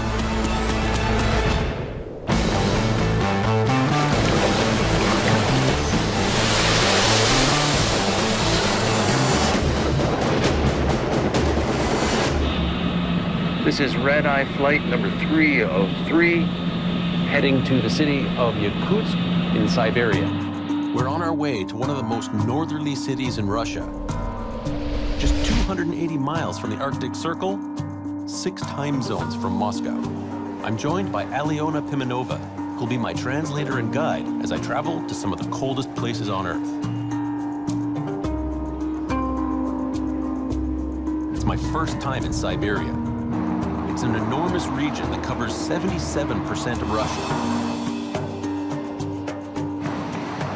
To put it in perspective, it takes up about 10% of the land mass on Earth. It is massive, and a good portion of that is permafrost. That land that is frozen all the time except for that top layer that freezes in the winter, thaws in the summer. 70% of Russia lies on permafrost. It's a permanently frozen layer below the Earth's surface, made up of layer after layer of soil, sediment, rock, and ice, built up over thousands of years. So, how deep does it go? Yakutsk has what I need to find out. The deepest hole in permafrost anywhere. And it just so happens they're doing maintenance on it today. They're going to work right now. They're trying to get rid of the ice. It's called the Shurgin Shaft. Started in 1827 and now 380 feet deep, built to explore how far down the frozen ground goes. It's really amazing how deep this shaft really is. There's a chart here on the wall. The worker that's down there right now is about here. It goes a long way down. Information acquired here shows that the permafrost in Siberia is some of the thickest in the world, 1.5 miles deep in some places. The entire city of Yakutsk is built on it, which has led to some peculiar adaptations. One thing about building a city on permafrost is the top layer, well, it's not so permanent. So a lot of the buildings here in Yakutsk are actually up on these concrete stilts. It's the only way to keep the foundations from warping when it melts and refreezes. Installing and repairing pipes in frozen ground, extremely difficult. So what they've done is put them above ground and insulated the hell out of them. Infrastructure and houses are vulnerable to the shifting ground. Some of the buildings here in Yakutsk are actually twisting and sinking into the permafrost. This is known as subsidence. The top layer refreezes each winter, but to varying thicknesses as Siberia gets warmer. Today, it's -1 degree Celsius, which is far from normal. The average winter temperature here in Yakutsk is actually -34 degrees. It is nowhere near that today. The skaters are enjoying this warm spell.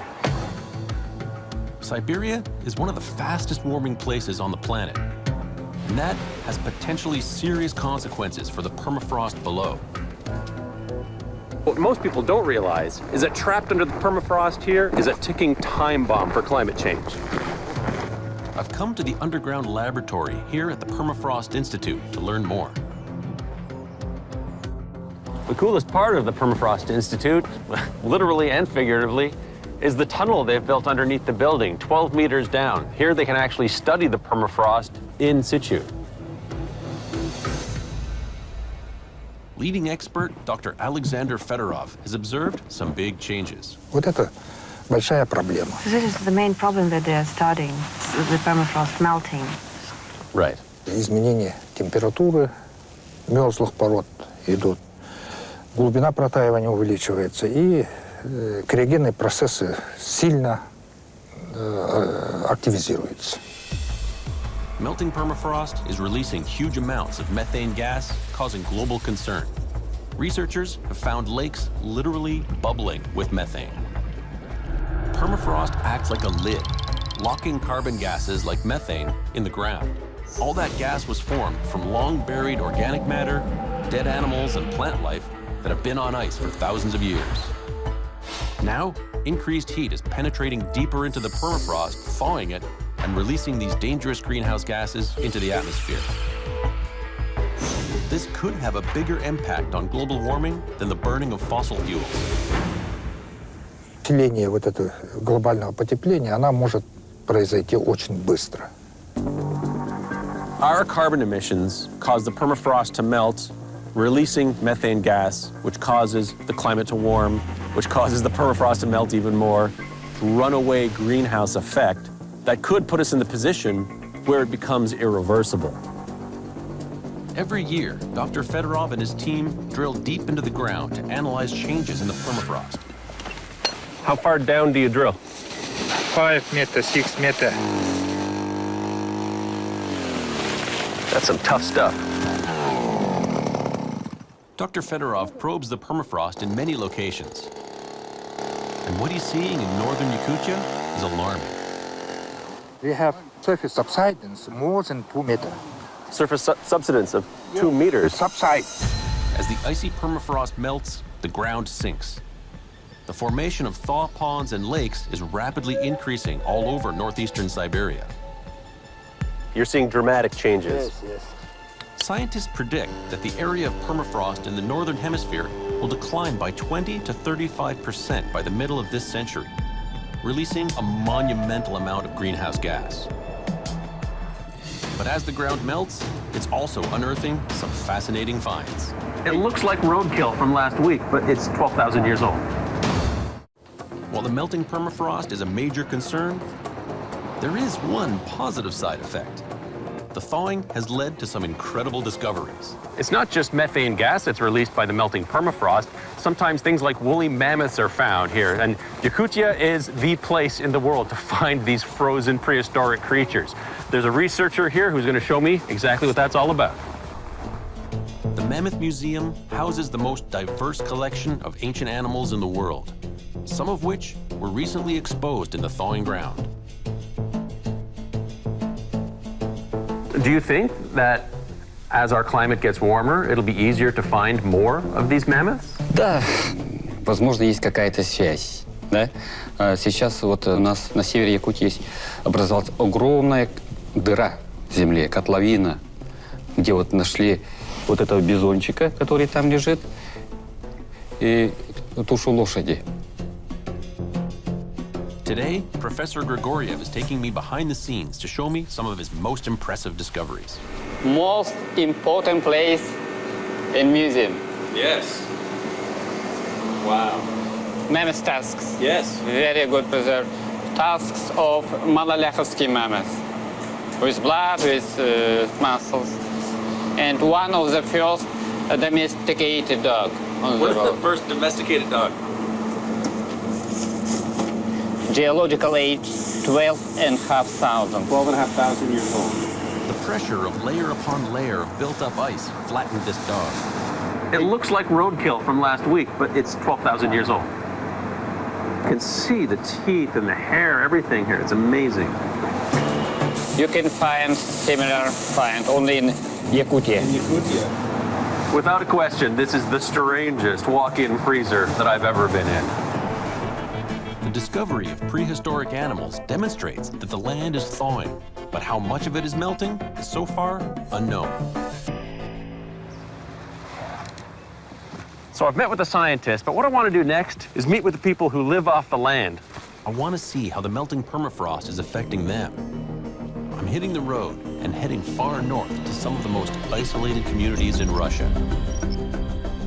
I'll be camping with reindeer herders along the way to my ultimate destination, Omyakon, the coldest town on Earth. Eliona!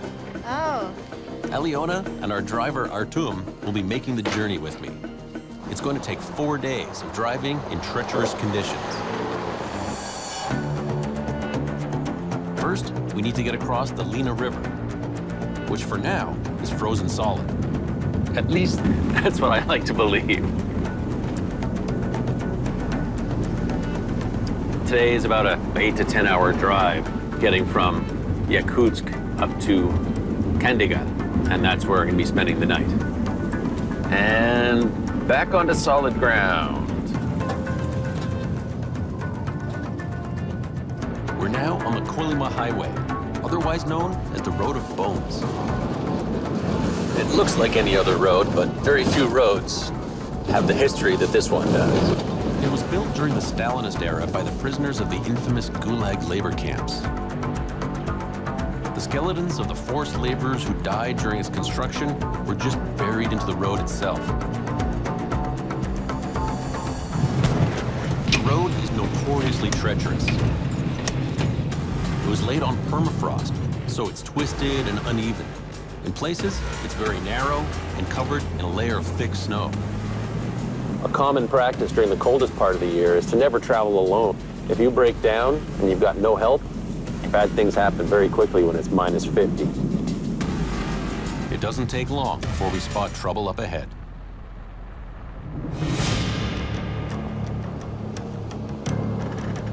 This truck lost its load of pipes and went right off the road. I've heard so many stories about this road, how dangerous it is. Usually the weather conditions are bad. This road lives up to its name.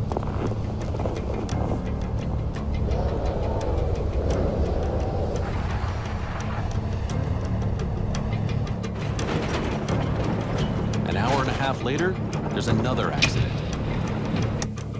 So the emergency services guys are down there right now. Oh, wow. It's been just one obstacle after another all day long, and we still have a long way to go.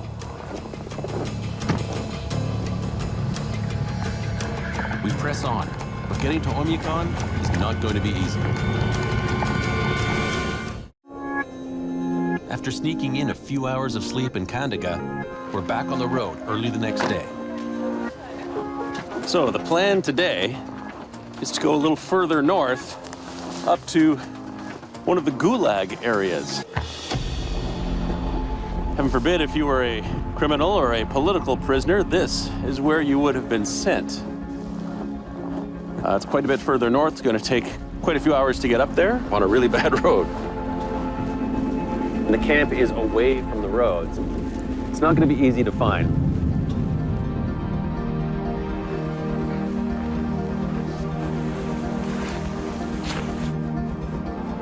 A lot of barbed wire here. Another building down there. The gulags were a vast system of prisons that spanned the entire Soviet Union. And between the 1930s and early 1950s, between 15 and 20 million people working hard labor, long hours, in all conditions, all seasons. Horrible. Work people to death. To honor the prisoners, locals have built a museum in their memory. Many were convicted of the most minor offenses, like Anna Aminalova. Она в 43-м году, 14-летняя девочка, ее отправили по этапу Магадан, осудили на 10 лет за то, что она, воровала килограмм картошки. She survived, and her story can be told. But many did not make it out. These gates are not particularly high, not particularly strong, but then again, they didn't need to be in this terrain in Siberia. If you escape, you faced almost certain death in the wilderness.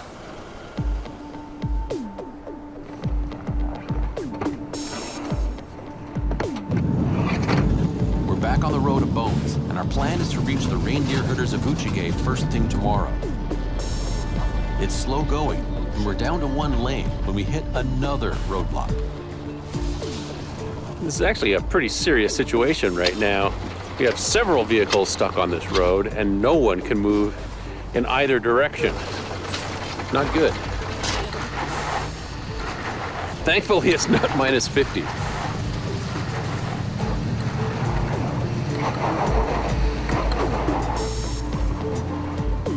Everyone pulls together. The road is cleared, and we can keep moving. We are free and clear for now. Fingers crossed.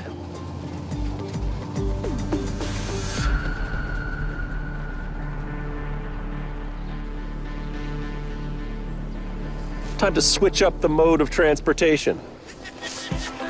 I'm joining the local reindeer herders for a journey into the wilderness.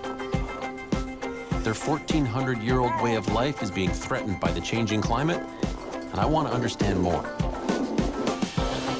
Off to the next leg of my adventure. On a reindeer sled in Siberia. Woo! It's like dog sledding with less barking. Reindeer herders rely on the income from selling reindeer meat, a staple in this part of the world. They're constantly moving and must trek every few weeks across this vast wilderness to find new pastures for their reindeer to graze. Whoa! Whoa! Ow. Oh! And we just had some kind of harness failure. Ouch. After 3 hours of sledding, we've hit base camp. It's home for tonight. The temperature is -20, which is actually warm for this time of year, a trend the local herders have noticed. В этом году в ноябре-декабре тепло было, потом резко в какой-то период заморозки стали, потом опять потеплело потихоньку. Every aspect of their life revolves around the weather, and they have to be able to work with it, work around it, and still be able to prosper and survive. But now, the warming climate and melting permafrost is slowly killing off the reindeer. Mikhail Pogodayev has lived with the reindeer his entire life. He now advocates for their survival. When climate is changing and you see that there are changes on the snow conditions, the reindeer will starve if the pastures will be packed with the ice. As warm spells increase, the snow melts, leaving a layer of water. But in a snap freeze, an ice crust forms that the reindeer can't penetrate to find food. 12,000 reindeer died of starvation last year. For the herders, climate change is very real. I'm camping out with the herders for the night. They're preparing a hearty meal, stew, hot tea, and vodka. The tradition they have here is to make a little sacrifice before every meal. Usually a bit of food, or maybe a splash of vodka, goes into the fire for good luck and health. It's time for bed. The sun is going down, and so are the temperatures. It's -40 degrees, and it's shaping up to be one of the coldest sleeps of my life. Tomorrow, the pole of cold is in our sights, and even this place isn't immune to climate change. The fire died about halfway through the night. Whew. Inside the tent, that's what happened to my water. It was kind of cold. It's time for me to leave the reindeer and carry on my journey north. We head out.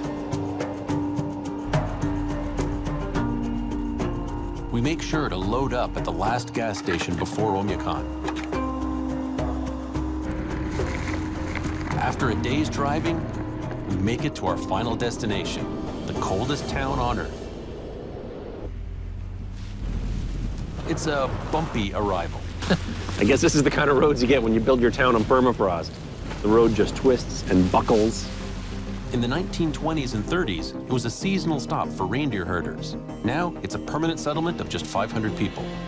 I finally made it to Oymyakon, the pole of cold. And on February 6, 1933, they recorded a temperature of -71.2 Celsius, extremely cold. Nowhere in the Northern Hemisphere has a temperature that low ever been recorded. It may be cold out, but our reception is warm. The locals are performing a traditional welcoming ceremony for us.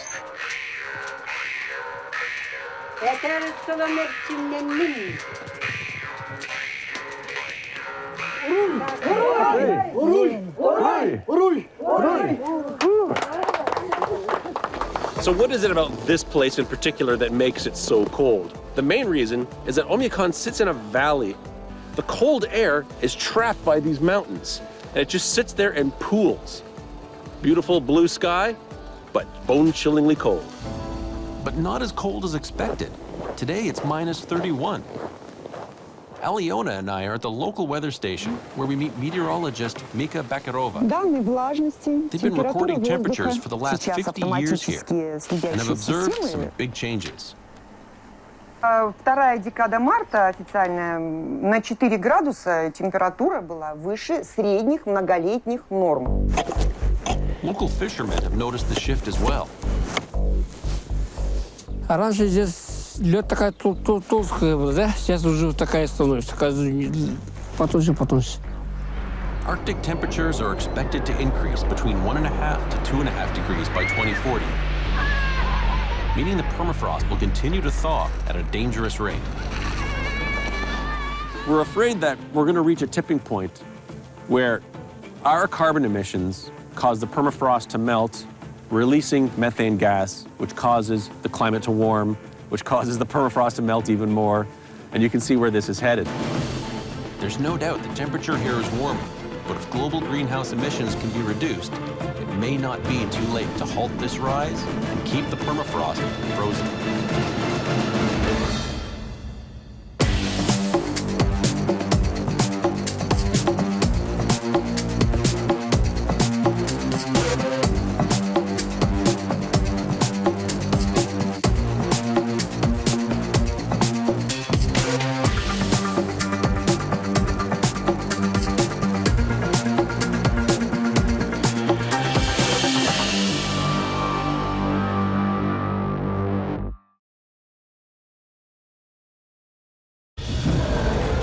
Laos is a place of great beauty with a brutal past.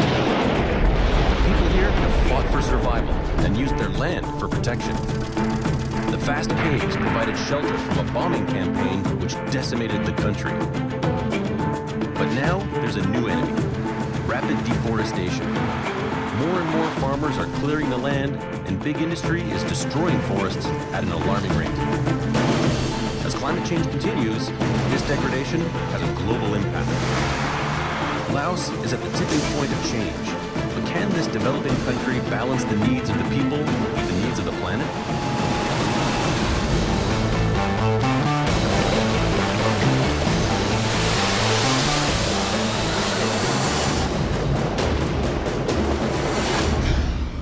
I'm in Southeast Asia, in the small landlocked country of Laos. I've landed in the capital of Vientiane. Laos is one of the last remaining communist countries in the world.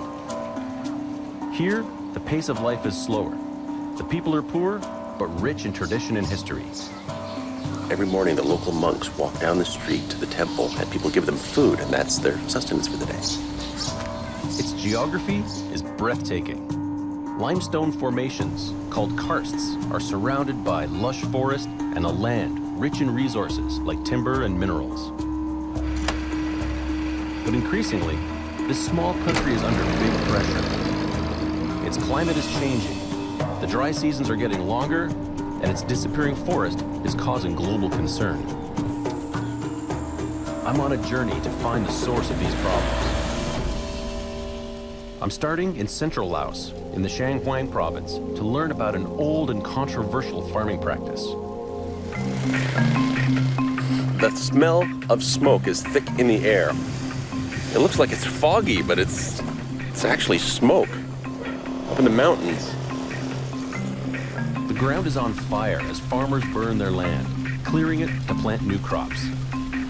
It's called slash and burn and happens for 4 months every year during the dry season. On the hillside behind me is a really good example of a typical slash and burn for here in Laos. What the farmer has done is cut down the old vegetation, let it sit and dry out for a while, and then set it on fire to get it ready for the next crop. Farmers are poor, and the terrain is steep and difficult. Slash and burn is the most practical technique they have to fertilize the soil and grow their crops. Wow. Got a significant burn operation going on here. It's an agricultural practice dating back thousands of years. It's not pretty, but it is effective. During the burn, carbon enters the atmosphere as CO2, But after, a mineral-rich residue of potassium, phosphorus, silica, and other minerals are left, providing nutrients for the rice crop. Dr. Terry Bolger is a scientific advisor to the Lao government. He's been studying the practice firsthand. He tells me what happens next. Then you have the ash on the ground, and you've opened up the ground surface. So in a few weeks' time, when the rain comes, then they'll plant into this with their crop, most likely upland rice. Very low tech. Yep. The farmer will just go around with what they call a dibbling stick. So it's just a stick that's maybe a bit pointed on the end, and they'll poke holes at about 25 centimeter intervals, and then in each hole they just drop a few rice seeds. In the next stage, the monsoon rains will fall and help all those nutrients sink into the soil. Farmers rely on the rains to nourish crops, but the dry seasons are lasting longer, so the harvest could be drastically reduced, and that affects entire villages. These bigger burns, it's actually going to be the fields of multiple families from one village. And how much space would they clear typically? Let's say they might only burn 1/10 of their farming land each year and then rotate around. Now, when population density or pressure on the land starts to get higher, then the system ecologically doesn't work so well anymore. As more poor Laotians turn to agriculture for survival, the amount of available farmland gets smaller. For the farmers who can't afford sophisticated farm equipment and fertilizers, the merits of this technique are obvious. Slash and burn agriculture is normal for this part of the world, and no single farmer is going to put that much carbon dioxide into the atmosphere. However, no raindrop believes that it's responsible for the flood, so if you add up a lot of these together, thousands upon thousands, the impact does become significant. But this is not just a farming practice confined to Laos. Worldwide, an estimated 250 to 300 million farmers use slash and burn. It's illegal in Laos because the government worries that too much of the land is being degraded. You get more erosion, you get more problems with weeds, and you get declines in soil fertility. So those are the main three things that end up making the system sustainable. As we travel throughout the region, fires are everywhere. The air quality is poor, and some fires are out of control. Oh, wow. Looks like this slash and burn got a little bit more burn than they were expecting. Coming up the hill, the one thing you don't want to be is uphill of a fire. The wind has really picked up, so that's going to fan the flames. This fire is getting too close to the nearby village. A little close for comfort right now. And there are very few resources to fight the blaze.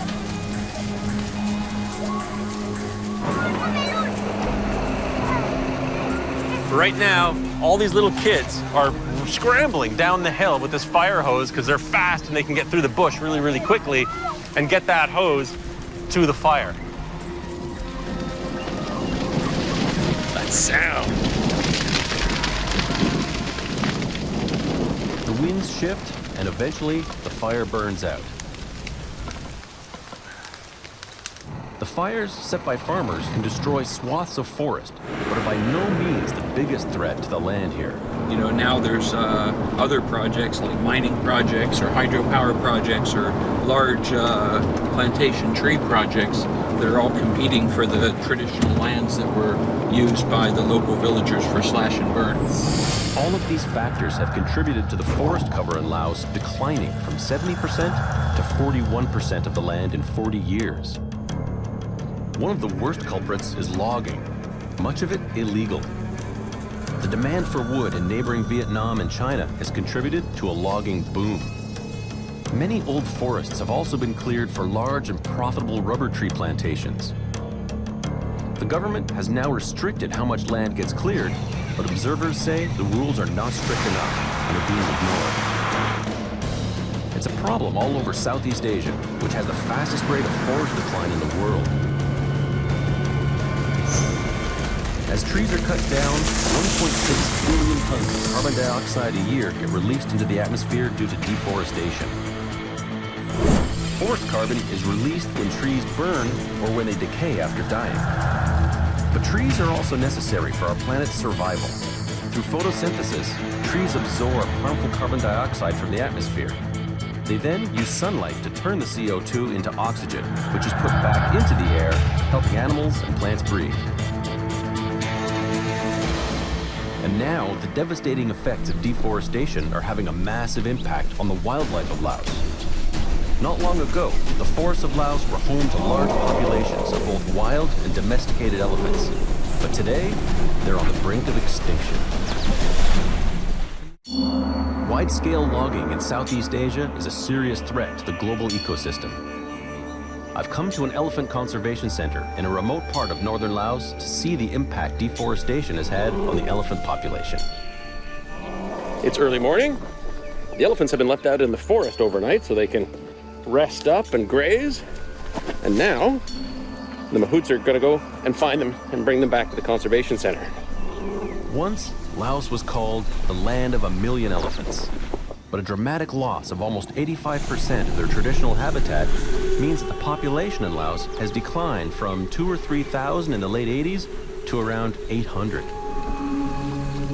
They really are majestic animals in every sense of that word. They move with such purpose, almost in slow motion, and they have just so much mass, but yet at the same time, so much grace.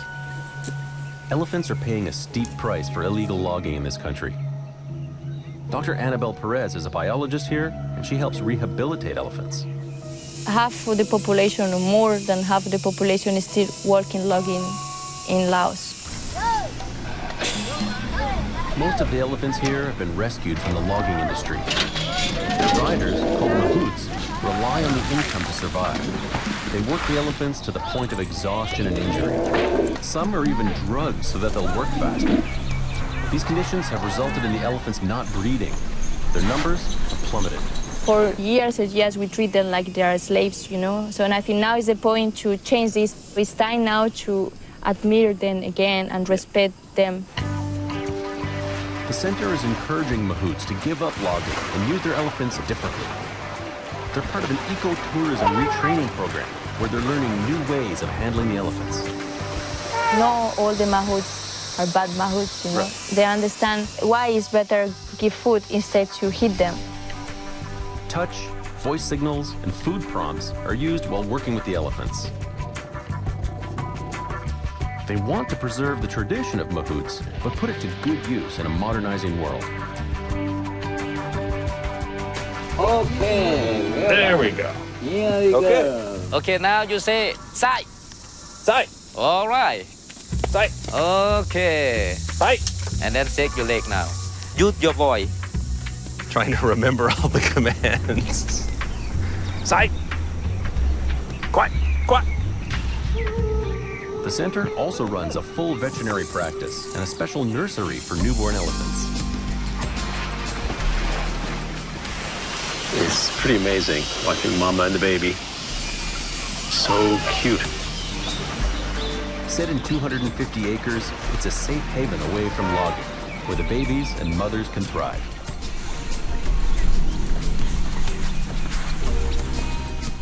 This area is specifically for the elephants to interact and socialize on their own, without the mahouts, without people around, just doing their thing.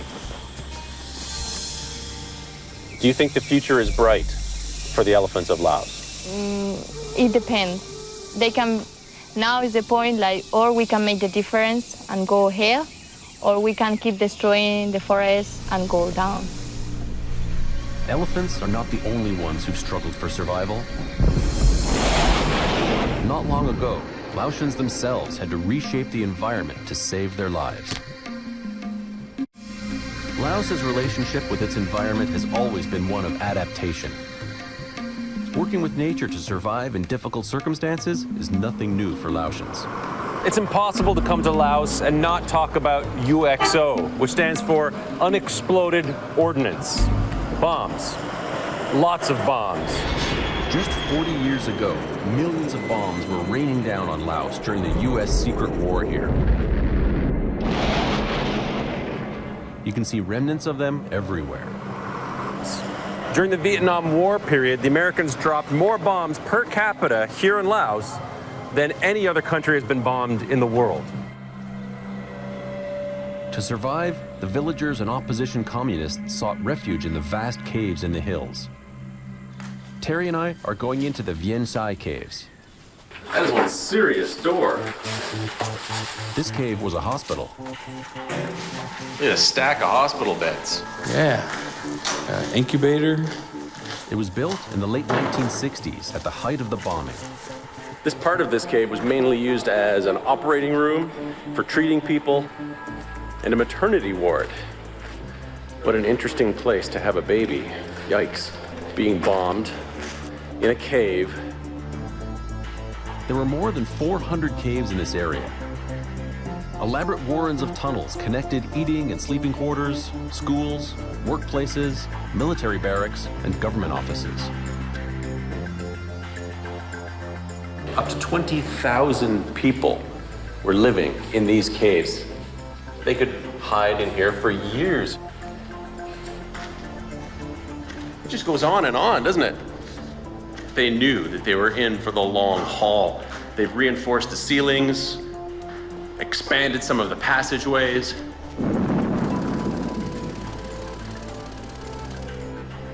Oh, wow, this must be the theater. They survived 9 years of constant bombing. It's estimated that 20,000 lives were saved by these caves, and that they helped secure victory. The U.S. stopped its bombing campaign in 1973. Today, Laos's caves are helping the world understand a major threat to the planet: climate change. Scientists have figured out how to read the messages that these caves are offering up. Terry and I head to the next cave. Now, there's a lot of limestone here in Southeast Asia. Yeah, this area in central Laos that carries into central Vietnam a little bit is one of the largest blocks of limestone in Southeast Asia. Laos also has a vast system of rivers. All that water pounding on limestone for millions of years has carved out underground waterways that contain some scientific treasures. We're heading to the Konglor Cave to do some exploring. One thing I've learned about the caves here in Laos is that they're big, really big. You could practically fly an airplane through them. Terry is conducting some important climate research, and these caves are a crucial part of that work. What we have in this part of the world is what's called a monsoonal type climate with a distinct wet season and dry season. In terms of understanding climate change, we want to look back, say, thousands, maybe 20,000 years ago to understand what the changes of the monsoon have been through that time period. Knowing how seasons fluctuated in the past can help Laotians understand how long they should expect wet and dry periods to last in the future.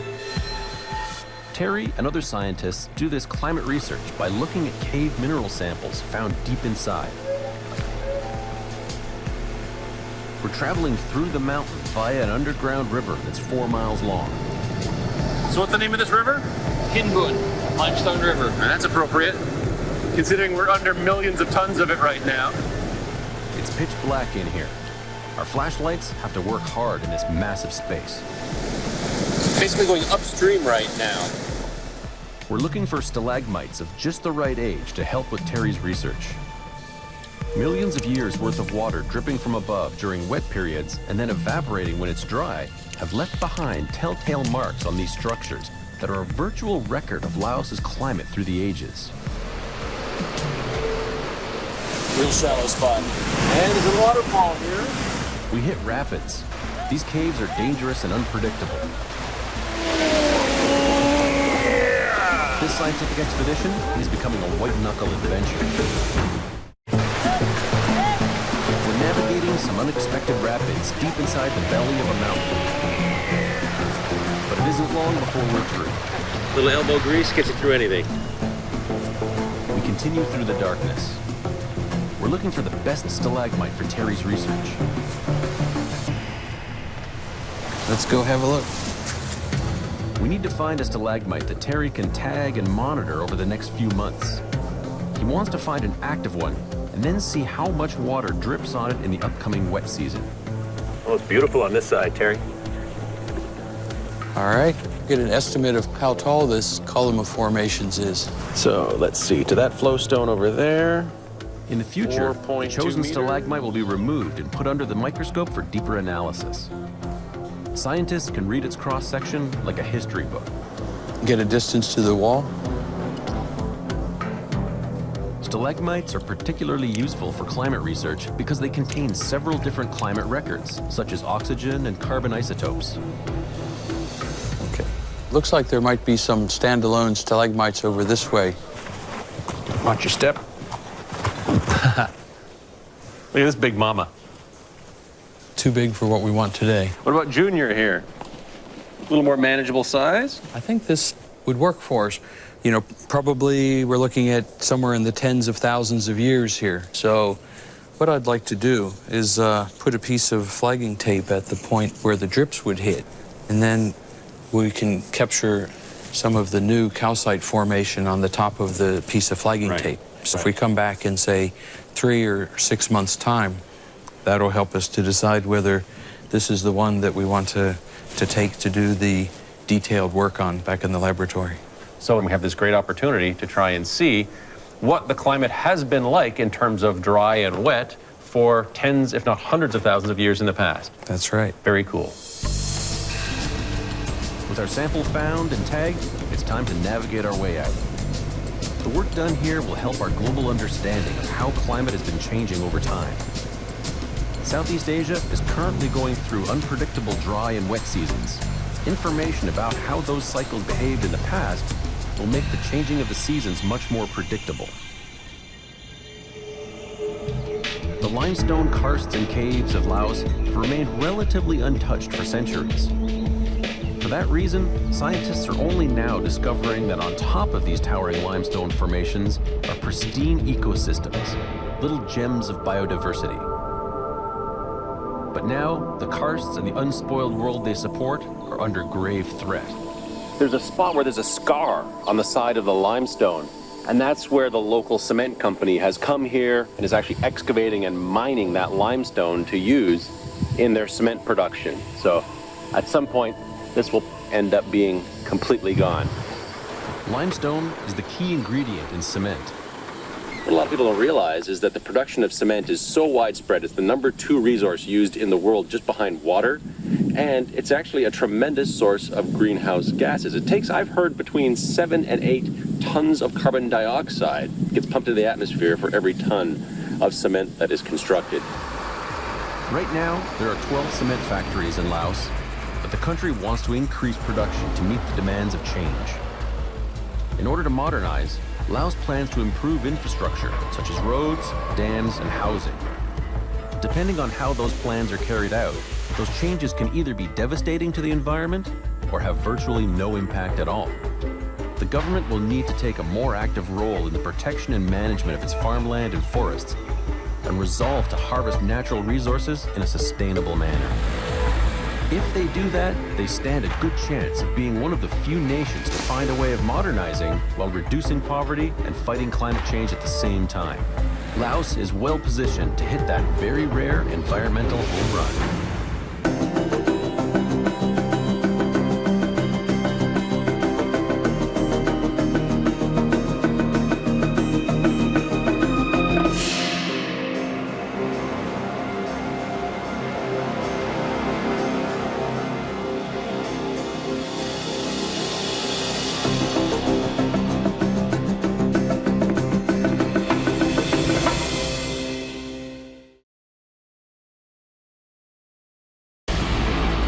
As global temperatures rise, the polar ice caps are disappearing at an alarming rate. As a result, more and more icebergs are showing up in the warmer waters of Canada. Tracking the growing number of icebergs is crucial, because understanding how they move and how they disintegrate is the key to understanding the melting of Arctic ice. I'll see how it's done. From above, The waves just shooting high up into the air up against the bergs. from below, and from the very top, an iceberg on the moon. I'm gonna place the beacon. Melting ice is Earth's warning signal, and icebergs are sounding an alarm bell about our climate's future.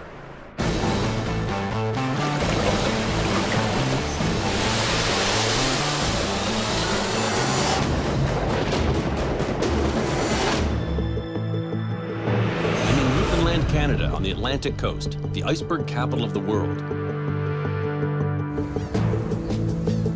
Every spring, thousands of icebergs travel from the Arctic down the 1,600-mile stretch of ocean called Iceberg Alley. 1% make it as far south as St. John's. These icebergs are really amazing. Most of them are formed off of the glaciers on western Greenland. They're born when the glaciers calve into the Davis Strait, and a lot of them end up floating south. It's a 3-year journey from the Arctic. Circling counterclockwise around Baffin Bay, the icebergs flow into the Labrador Current, which propels them past Newfoundland and Labrador all the way down to the southern tip of the province. They arrive here every year, but their increase in numbers is an ominous indicator of what's happening to the Greenland ice sheet. It's the second largest ice sheet in the world, and it's melting fast, shrinking 47 cubic miles a year. David Barber has been studying the Arctic for 30 years. Well, there's lots and lots of evidence all pointing in exactly the same direction, that climate change is very much alive and well in the Arctic, and it's really affecting the marine cryosphere in general. From snow cover to ice sheets, the cryosphere is the term scientists use for frozen water on the surface of the Earth. And right now, it's in a precarious state. The melting is leading to a rise in ocean levels worldwide, a big threat to coastal communities. Warming waters are also affecting global weather patterns. And that's not all. The melting of the Greenland ice sheet is accelerating the production of icebergs. They're massive, they're very dense, and if you're in a ship that hits one of those, it's going to cause a tremendous amount of damage. Nowhere else in the world do icebergs intersect with major shipping lanes and fishing zones. Collisions can be deadly. It's up to the International Ice Patrol and U.S. Coast Guard to make sure that doesn't happen. And last year was a really crazy year, apparently. Yes, last year was the 6th most severe we've had on record since 1900. We had over 1,500 icebergs drift south. Today, I get to see their high-tech iceberg monitoring gear in action. This year, almost 900 bergs have been spotted, and we're only halfway through the season. On the plane here today, we've got the pilot, we've got co-pilot, we've got someone operating the radar, and 2 guys, and all their job is to spot icebergs. Icebergs are an extreme hazard. Obviously, just over 100 years ago, the Titanic, probably the most famous shipwreck of all when it comes to iceberg collisions, went down not too far from here. There have been several instances over the last couple of years where ships have deflected off of an iceberg. None of them were damaged so badly that they sank. There have been just over 50 collisions since 1980, causing hundreds of thousands of dollars of damage. Tracking buoys with sensors are deployed from the back of the plane.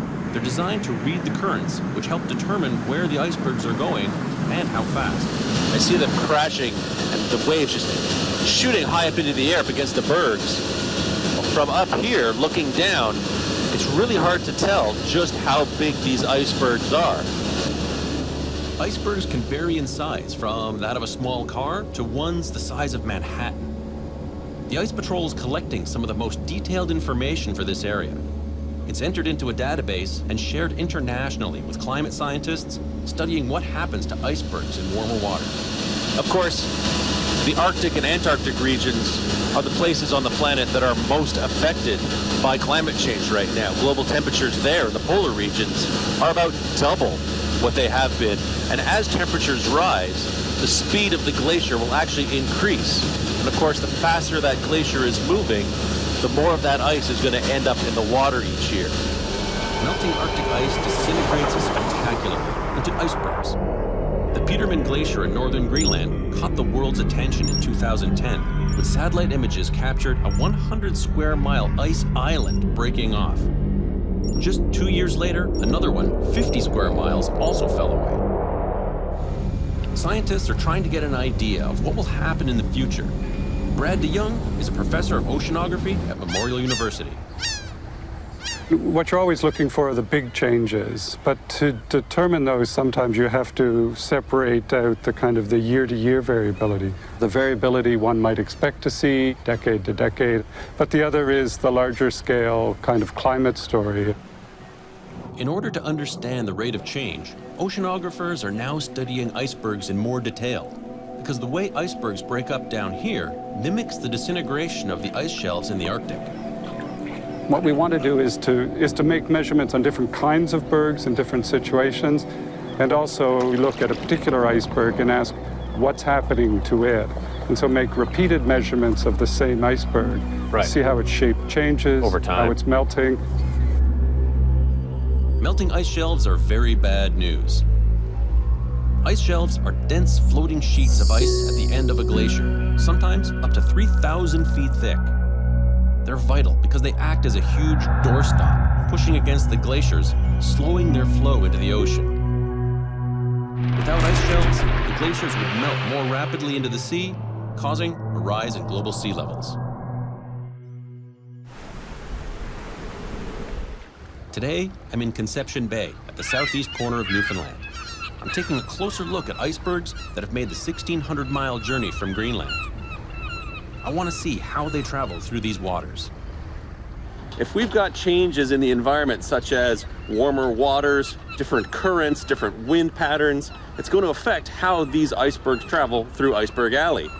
So the mission is to get out and actually climb onto one of these icebergs and place a satellite tracking beacon on it. I'll then be able to track it over the next few days. Cotton! Iceberg! Get ahead! The cold and the beautiful. Without any warning, these bergs can flip, roll over, or break apart.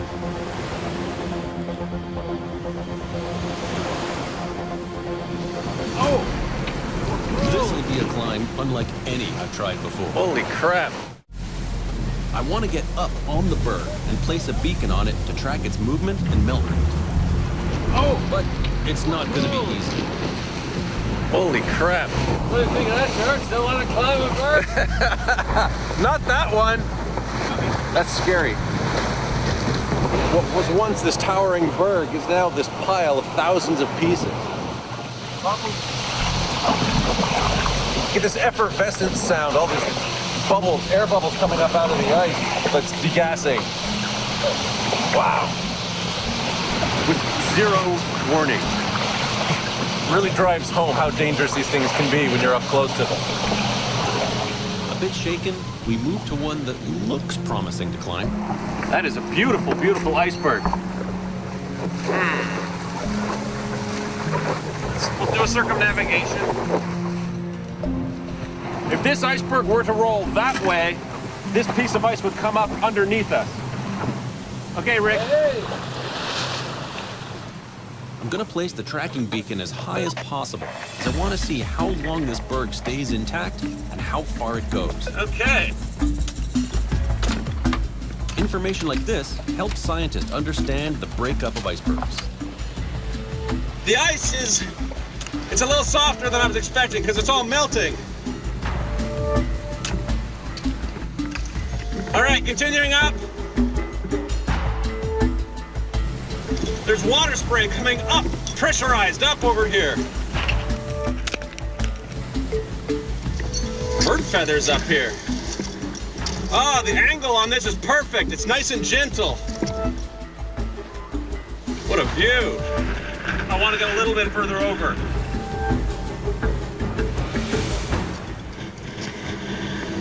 I don't dare go any higher up. Too dangerous right here where I'm standing. Here's a good spot right here. All right, just putting an ice screw in right now. Whew. The wind's really picking up here. I'm securing the beacon and tying it off with rope so it can be retrieved later. Okay, the rope is in the water. The tracking beacon is retrievable. I'm going to start working my way back.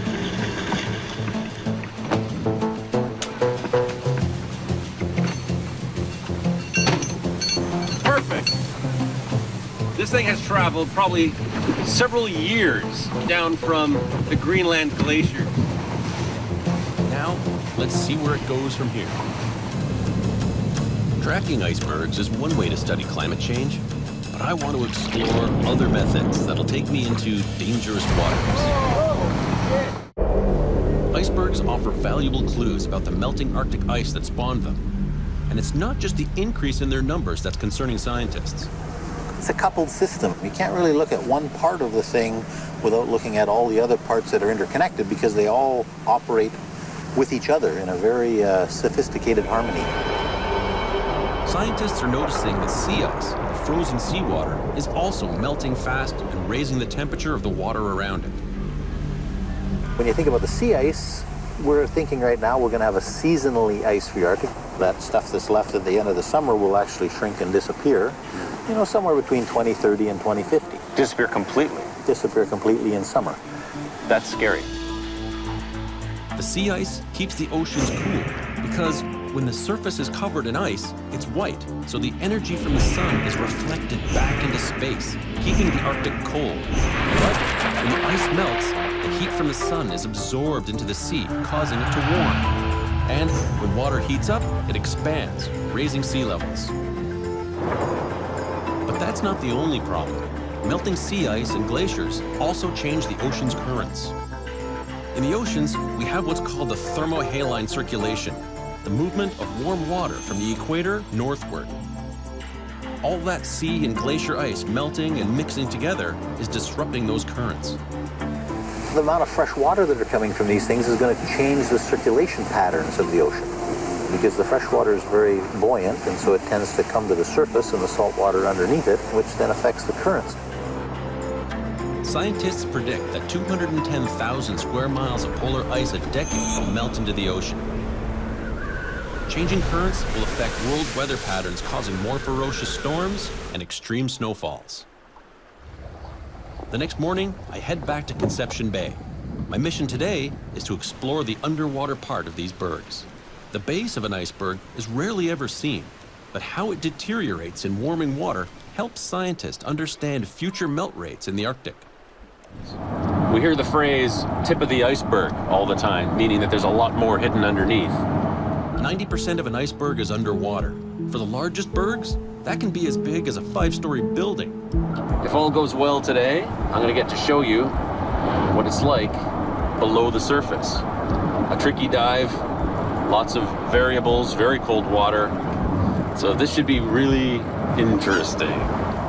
Dive master John Olivero is an experienced iceberg diver.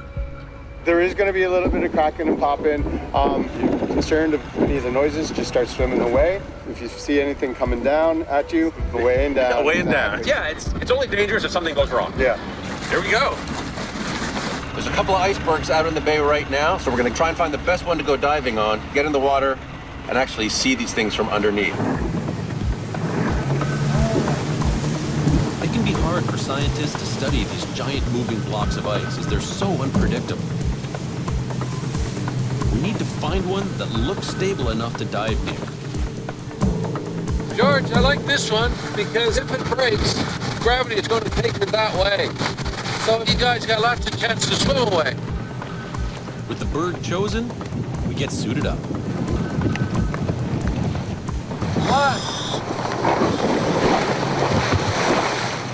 Johnny drops a safety buoy, but right away, there's trouble. Wow. Move away from the berg. Okay. We reposition further out, and I hit the water.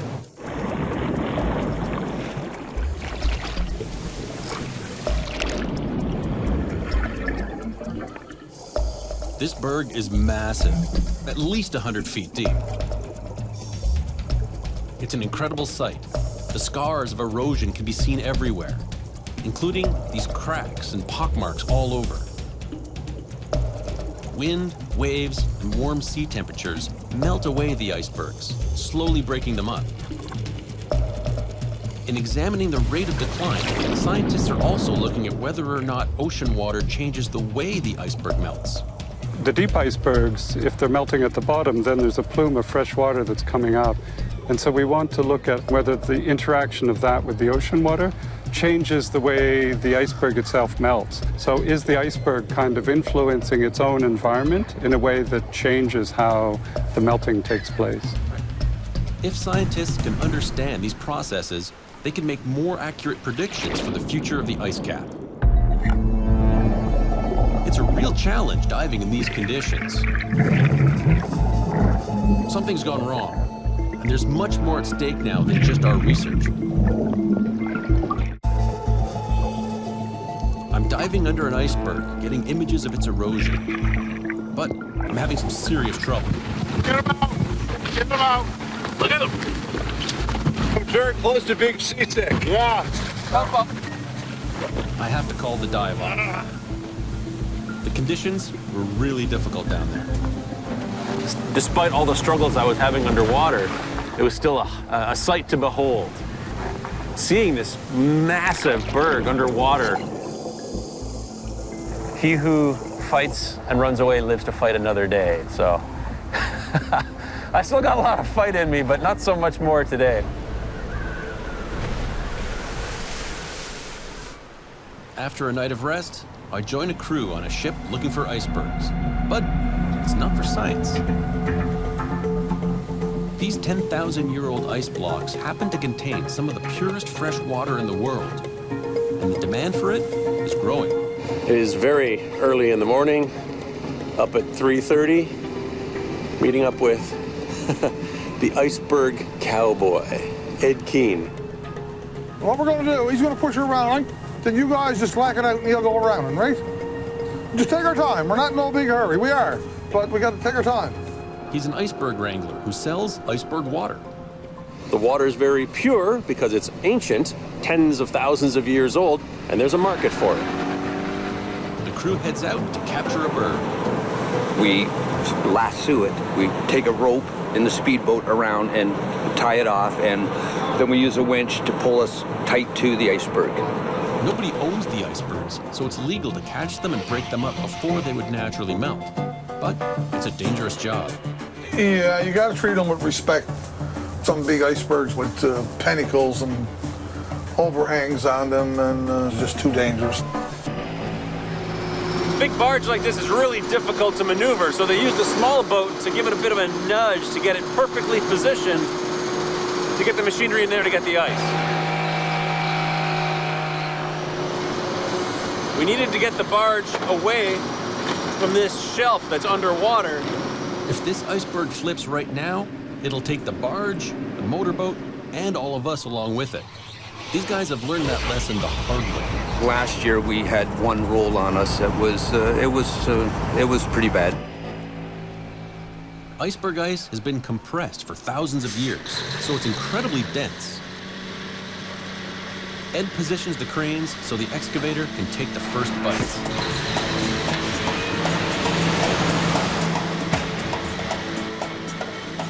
Iceberg ice has been locked in ancient glaciers, which formed before the industrial age, making it free of contaminants.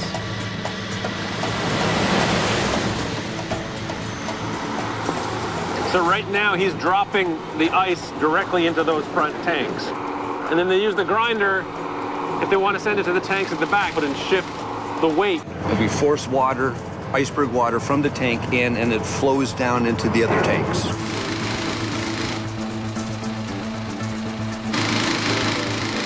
And how many liters of water will you gather in one season? We're looking at probably 1.2 million or 3 this year. These guys have been at it for about 4 or 5 hours now, and they've put a serious dent in that chunk of ice. By late afternoon, they wrap it up and head back to shore with their haul. It's been an adventurous week for me in Iceberg Alley.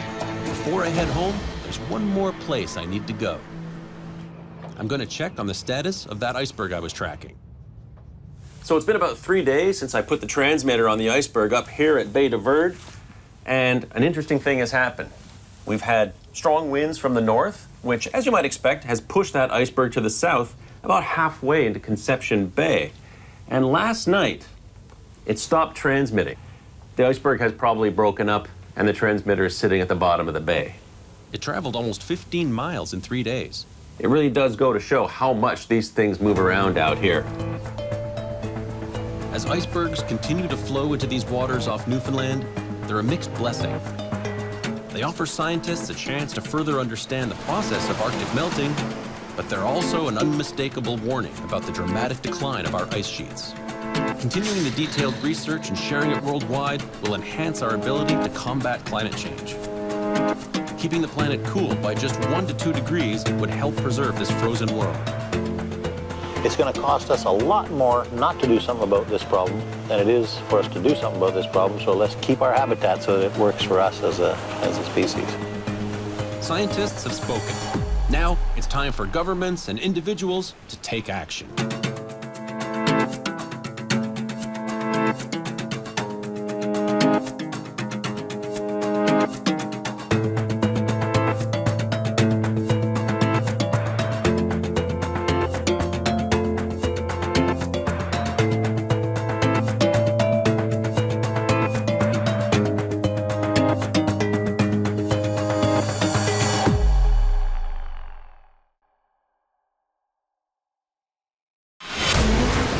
Weather is nothing new to Bangladesh. Seasonal rains and tropical storms hit its low-lying coast and flooded many waterways annually. But as temperatures rise worldwide, our weather is becoming more volatile, and nowhere is that felt harder than Bangladesh. A country being battered so fiercely by the effects of climate change that their existence is under threat right now. Bangladesh has been forced to take extreme measures to survive its battle against climate change. But will it be enough?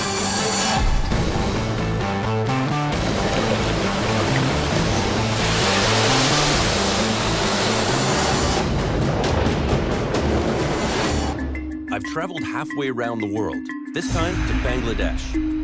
I'm on the southern tip of Bola Island, where the land ends and the Bay of Bengal begins. Of course, I'm traveling in the monsoon, the heaviest part of the rainy season. The sky has opened up, and it is coming down in buckets. About 80% of Bangladesh's yearly rainfall occurs during monsoon season, which lasts from June to October. By the end, almost 1/3 of the country is underwater. And now, climate change is making the rains more unpredictable and intense. Raining pretty hard, isn't it? Yeah, it's heavy. I'm joined by translator and guide Riazul. I'm totally ready to cope with the rain. Bangladesh receives 80 inches of rain per year, making it one of the wettest places on Earth. Bangladesh is a country that has been shaped by water. The entire country is basically a river delta. It's crisscrossed by 700 rivers and innumerable streams and tributaries. Meltwaters from the mountain ranges in the north flow into the lowlands below, where they reach the largest bay in the world, the Bay of Bengal. 80% of the country is low-lying, with much of the coastal region just over 3 feet above sea level. The land is made up of silt, a soft mixture of sand and sediment, making it prone to flooding and erosion. Whoa, very difficult to walk in. This fine silt has been deposited here. Some of it local, some of it will have even come all the way from the glaciated areas of the Himalayas, thousands of miles to the north. As a result, the land here is very fertile, but also very fragile. As climate change takes hold, more water is flowing down from the mountaintops. Riverbanks are swelling, making tides more dangerous, all of which are hitting the shores of Bangladesh hard. We're losing a lot of the land to the water. Bangladesh is a country that might very well be disappearing right in front of our eyes. The effects of erosion can be seen everywhere. But you can see almost a sharp knife edge where the riverbank has just been slowly carved away. Every high tide, a little more goes out. Every storm, a little more goes out. It's eroded back right to the edge of the road. Chacha, apnar naam ki chacha? Mohammad Akbar Ali Sana. Mohammad. His name is Mohammad Akbar Ali Sana. He has been living here for 19 years. 19 years. When he settled here first time, His house was 20 feet from here. That's where the house used to be? Yeah, 20 feet that way. And it just keeps having to move it back? এবং এটা ভাঙতে ভাঙতে ভাঙতে ভাঙতে এদিকে it's moving back towards the road. A large population and lack of space means thousands of people are forced to live in these exposed places. Alamgir Hussain is a climate change specialist from the UN Bangladesh Development Program. We have 19 coastal districts, and roughly 60 million people lives here. A recent study shows that, if the sea level rises by 80 centimeters, and if there is no action, then at least Bangladesh will lose around 17% of its landmass. If I only consider the coastal part of Bangladesh, then roughly around 80% of the coastal arable land will be gone. With seas predicted to rise between 30 to 80 inches by the end of the century, it's a very real threat. Already, the sea is encroaching, and you can see how the locals are desperately trying to hold back the water. Is they put up these wooden protection barriers along the riverbank, and it's basically a last-ditch, desperate attempt to keep what remaining land they have from falling into the river. It seems to be working for now, but I don't think it's going to hold for too many more years. As sea levels continue to rise, protecting the coast and its communities is key to this country's survival. And nowhere is this more important than the Sundarbans region, which has the largest mangrove forest in the world. I'm heading west to see Bangladesh's best natural protection against sea level rise and storm surges. The Sundarbans covers 4,000 square miles. 60% is in Bangladesh and 40% in India. It's home to over 500 species of animals, including the endangered Bengal tiger. All morning I've been seeing different fishermen set up with their boats in the middle of the river. The area is rich in natural resources like fish, providing a livelihood for the 3 million people who live in the surrounding communities.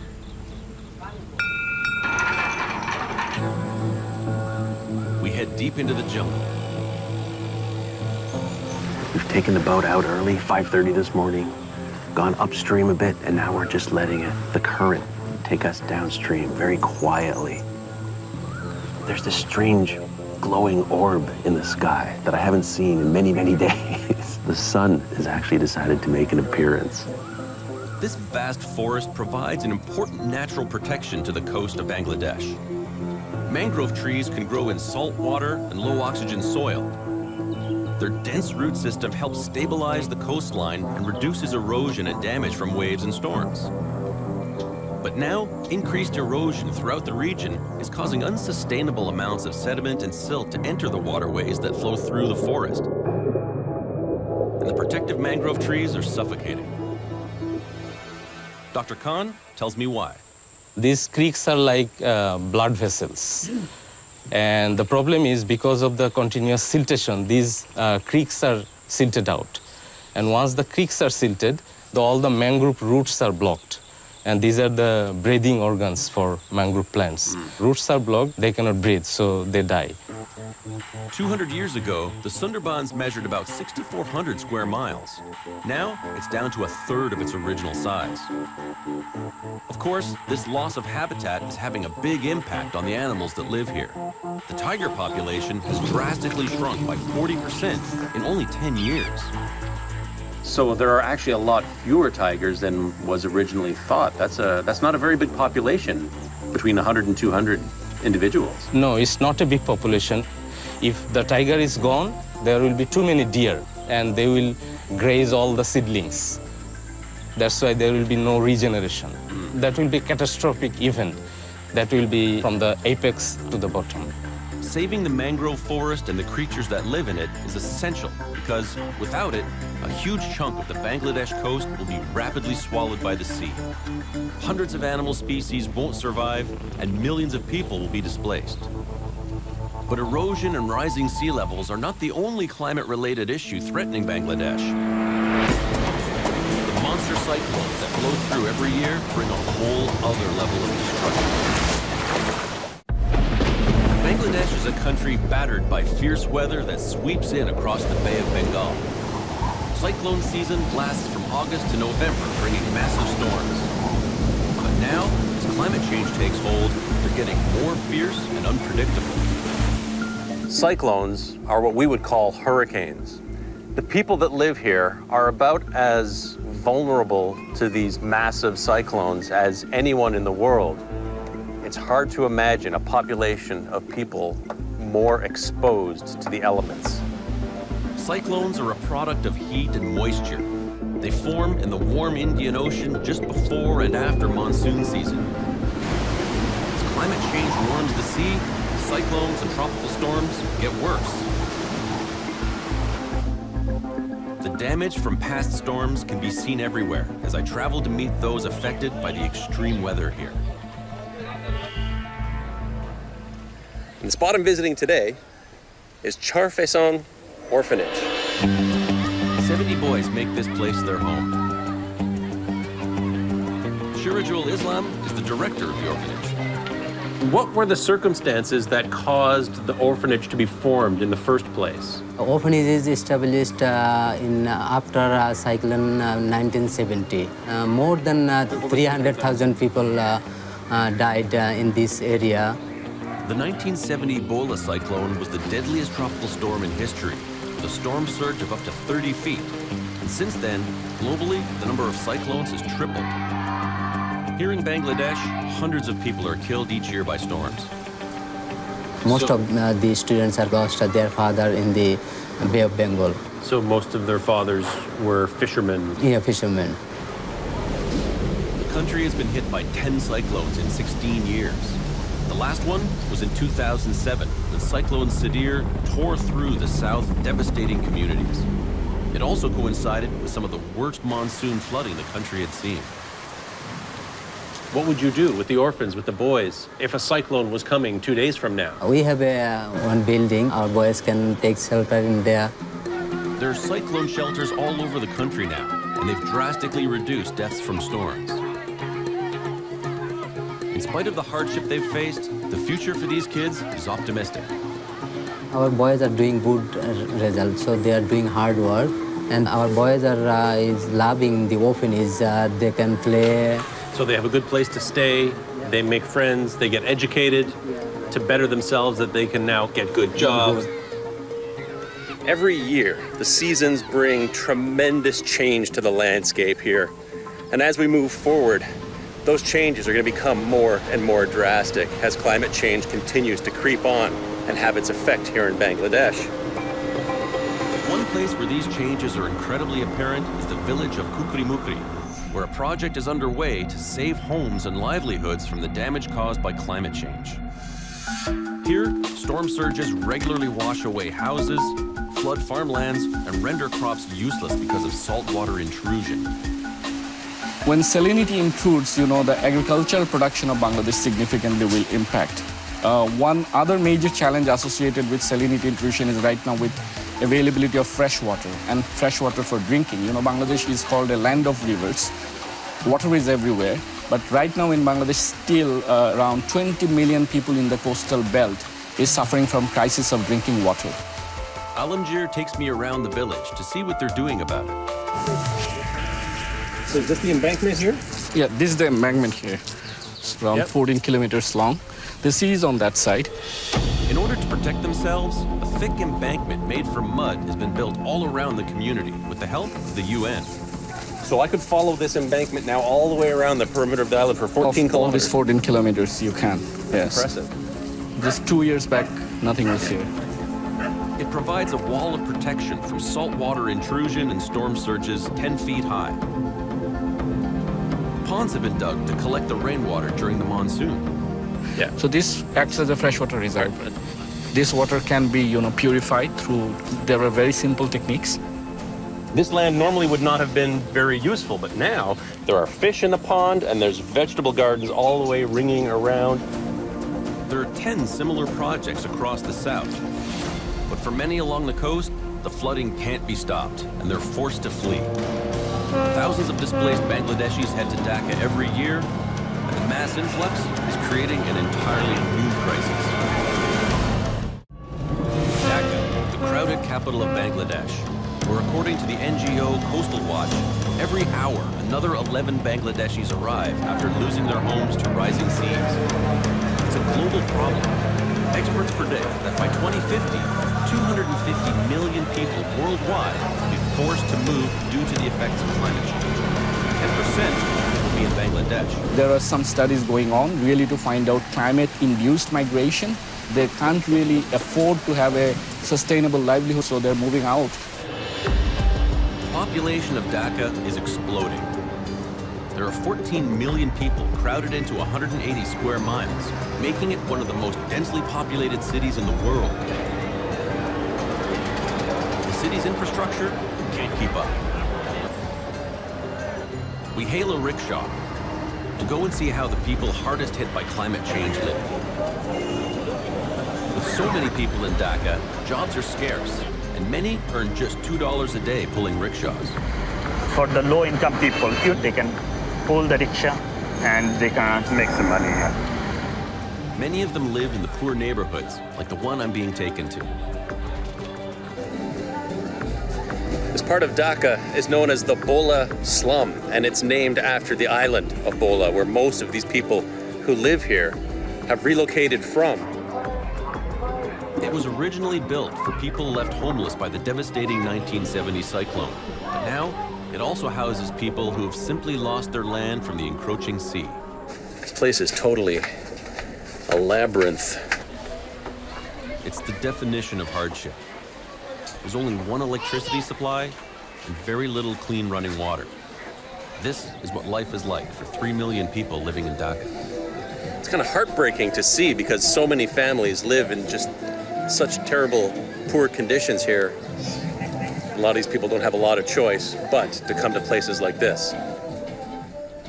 Even though Dhaka isn't on the coast, it's surrounded by water and extremely vulnerable to the effects of monsoon rains. And the more that falls, the harder life becomes. I find my way to the home of the Kasham family, who fled Bola 16 years ago. Now, they live next to the city's drainage canal, which regularly overflows in the rain. This is the wall of Dhaka water sanitary system. Okay. Here, there's the pumping system, end of this canal. In Khaleshesi, they have the pumping system. So this area almost go underwater every year. Here or on the other side of the wall? Other side, and then come inside. Water level goes up to that mark. You see it, George? Wow. They were flooded, and this area was submerged around for 11 days maximum, once. Even in here, people can't escape the ravages of climate change. Monsoon rains become as intense as predicted. Dhaka won't be a safe refuge for long. I leave, and as I head to the port of Dhaka, my journey is slowed down, not by the weather, but by celebration. Bangladesh has the 4th largest Muslim population in the world and is also the 3rd largest Hindu state. Monsoon season coincides with important festivals for both faiths. It's the end of Ramadan here, and you can hear the prayer call in the background. This city is bustling right now. Eid Mubarak! Eid Mubarak! And in the Hindu neighborhood, they're celebrating the Rath Yatra festival. It is one of the biggest festivals in the Hindu calendar. And boy, do the Bangladeshis know how to celebrate.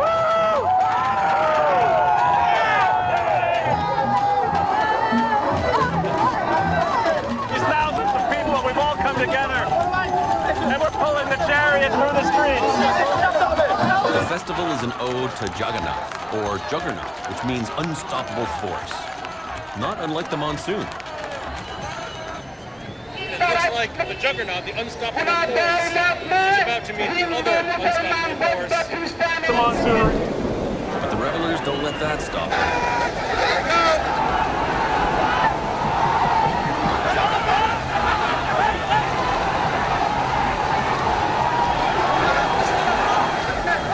They're just trying to hold up. Hooked on a wire. The wires are going to try. I hope that's not high voltage. Once unhooked, the chariot temple is pulled to its final destination. This is as far as the chariot is going to come. It's going to sit here for a week. The Jagannath statues are carried through the crowd of devotees to the local temple. That was a world-class, grade A sensory overload. An honor to have been here. Just loved it. And we got some monsoon rain. As the heavens open, it's clear to me that the Bangladeshi people are used to persevering in the face of extreme weather.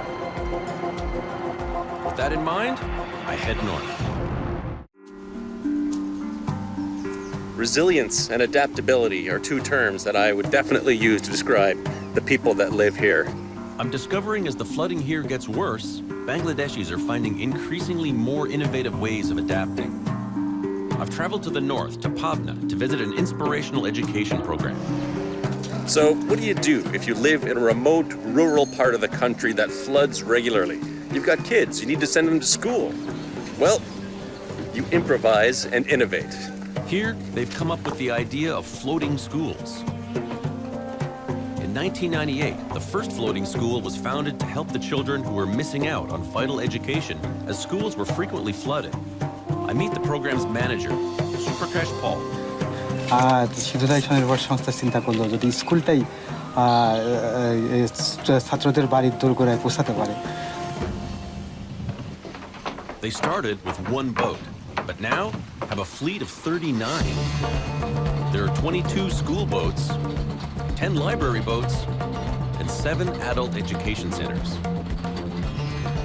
Here in the library boat, we've got all kinds of books for all different ages. We've even got a couple of computers up in the front, run by solar power, so it can be operating pretty much anywhere. It's a pretty cool setup. 70,000 kids have benefited from this project.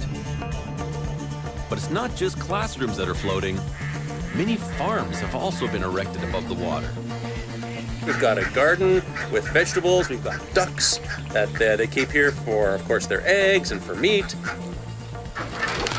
Being self-sufficient is vital for survival. In each of these ponds, there's fish that they're growing. এভাবে পুরো পরিবারকে আমরা আমাদের প্রোগ্রামের আওতায় আনার চেষ্টা করছি এবং এখান থেকে অনেকে যারা ট্রেনিং পাচ্ছে ট্রেনিং পেয়ে অনেক। What's clear to me is that the people of Bangladesh have a remarkable character when confronted by extreme weather. From building schools out on the water to finding new ways to grow crops in an ever-increasing environment of unpredictability.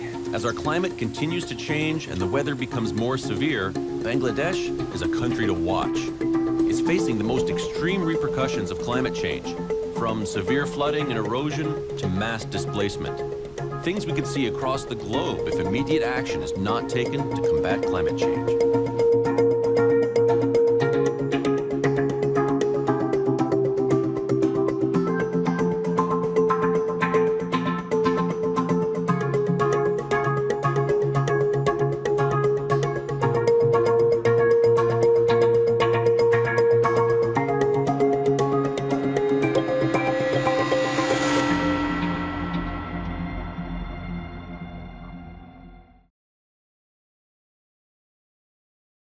The polar bear, the world's largest land predator, is under threat. As the Arctic warms, the icy habitat of the bear is melting faster, leaving them hungry and vulnerable. Their population is dwindling as they struggle to survive the longer summers. And now, starving bears are coming into towns searching for food. I've come to their world to find out how they're coping in a fast-changing climate. Can they survive and adapt, or will the mighty polar bear become a climate casualty?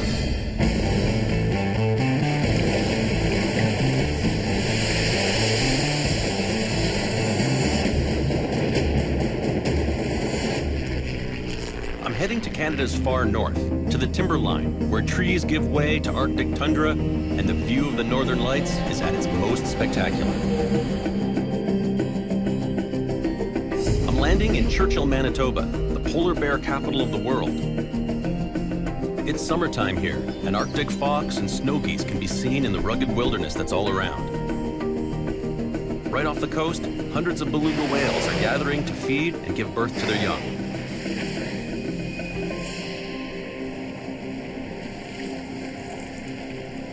I'm surrounded by beluga whales here. Wow, very, very close to the kayak. Belugas and polar bears share the same habitat. This is Hudson Bay. For half the year, it's the ice-covered hunting ground of the polar bear. The polar bear, of course, is the Ursus maritimus, the marine bear, and they're very comfortable in the water. But this time of year, they're pretty much landbound, wandering the coastline in a state of semi-hibernation. They forage for what little food they can find while they wait for Hudson Bay to freeze over in the winter. Then they can return to their preferred habitat, the sea ice, and start hunting for seals again. But temperatures are rising worldwide, so their habitat is changing, which puts their future at risk. The Arctic regions are warming at twice the rate of the global average. Some scientists say that we could be losing 4% of our sea ice every 10 years. That could have a devastating effect on the polar bear populations. There are an estimated 25,000 polar bears in the world, and they depend on sea ice for survival. They're the most majestic animal in the Arctic, and they've evolved over a long period of time from grizzly bears to take advantage of the special and unique habitat of sea ice. It's a rich hunting ground for the bears. They almost exclusively hunt ring seals on sea ice in the winter. That's their primary source of energy. And so the sea ice becomes a very important part of the habitat of the polar bear. But now, with warmer air temperatures, the ice has been thawing earlier and freezing later in the waters around Hudson Bay. Less ice for less time means the bears are trapped on land for longer without access to the high-fat food they need. I want to find out more about how bears survive during these increasingly long summer months, so I'm joining up with Matthias Breiter, a biologist and expert in polar bear behavior. We've come 250 miles south to a favorite resting spot for southern polar bears. Matthias has been working with the polar bears here for 20 years and will try to get me as close as is safely possible to observe the bears without stressing them. All right, for our bear excursions, we've got this crazy machine. 8-wheel drive, will go anywhere, over anything. You'll notice there is no sides. There's no protection, really. A bear standing up is 10, 11 feet. He's somewhere up there. Yeah. Perfect chewing height. Perfect chewing height. We head out. The bears that are in this area are part of the western Hudson Bay population, made up of about 1,000 bears. Their habitat covers around 1,000 square miles. It's not long before a bear comes into view. We've spotted a bear. It's over by the river. It's moving this way, so we're going to go out ahead of the bear, turn off the vehicles, get out on the ground, and hopefully the bear will come to us. So how far will they go inland? Juvenile males, 300 kilometers easily. Males, when they reach sexual maturity, they look for new places. When you're young, you test a lot of things, and mostly you screw up. But occasionally you get lucky. That sounds like my teenage years. Now, one of your specialties is getting up close to bears in the wild on foot. Some people think you're crazy. They are the largest land carnivore on Earth. The thing is that people generally are interpreting curiosity as aggression. And then if you behave wrong, you can actually turn a purely curious approach into a very dangerous encounter. With the bear in sight, we make our way towards it on foot. It's on the move. We need to play it many, safe many for our years. sake. But also, we don't want to disturb the bear. Matthias, do you think it's male or female? I think it's a male, probably 800-pound bear. As well as observing them, I want to see what the bears are feeding on during these extended warmer months to get a sense of how the loss of sea ice is affecting their health. Polar bears spend about 4 months living on land. So while they're here, we want to see what types of food they're ingesting. And the best way is to A, observe them eating, but B, examine their scat. And we can actually see what kind of nutrients they're getting, what food they're eating. I'll be taking my samples to the lab at the Winnipeg Zoo for further analysis. As we collect more and more scat, we'll have a better sense what bears have been eating. So what are they eating in the summer? There's been lots of talk about kind of switching to alternative and terrestrial food sources. So how big a role does that play? What's going into those scats? What's supporting those different bears? We know they eat grass in the summer, but with the warm months getting longer and longer, will this diet be enough for them to survive on? Gathering samples will help us find out. Right now, the bear is just curious, sitting on the sand. Now he's gonna poop. It's pooping. fresh bear poop. Yes. Of course, we have to get to it. Doesn't seem to be too interested in us, so we're gonna try and get up close to where we saw it drop that scat, so. Isn't that nice poop there? And the bear decided to stop. The bear is quite close, but as long as we don't do anything to alarm him, he should be okay. Just in case, I've got my bear banger here. Shoots off a flare.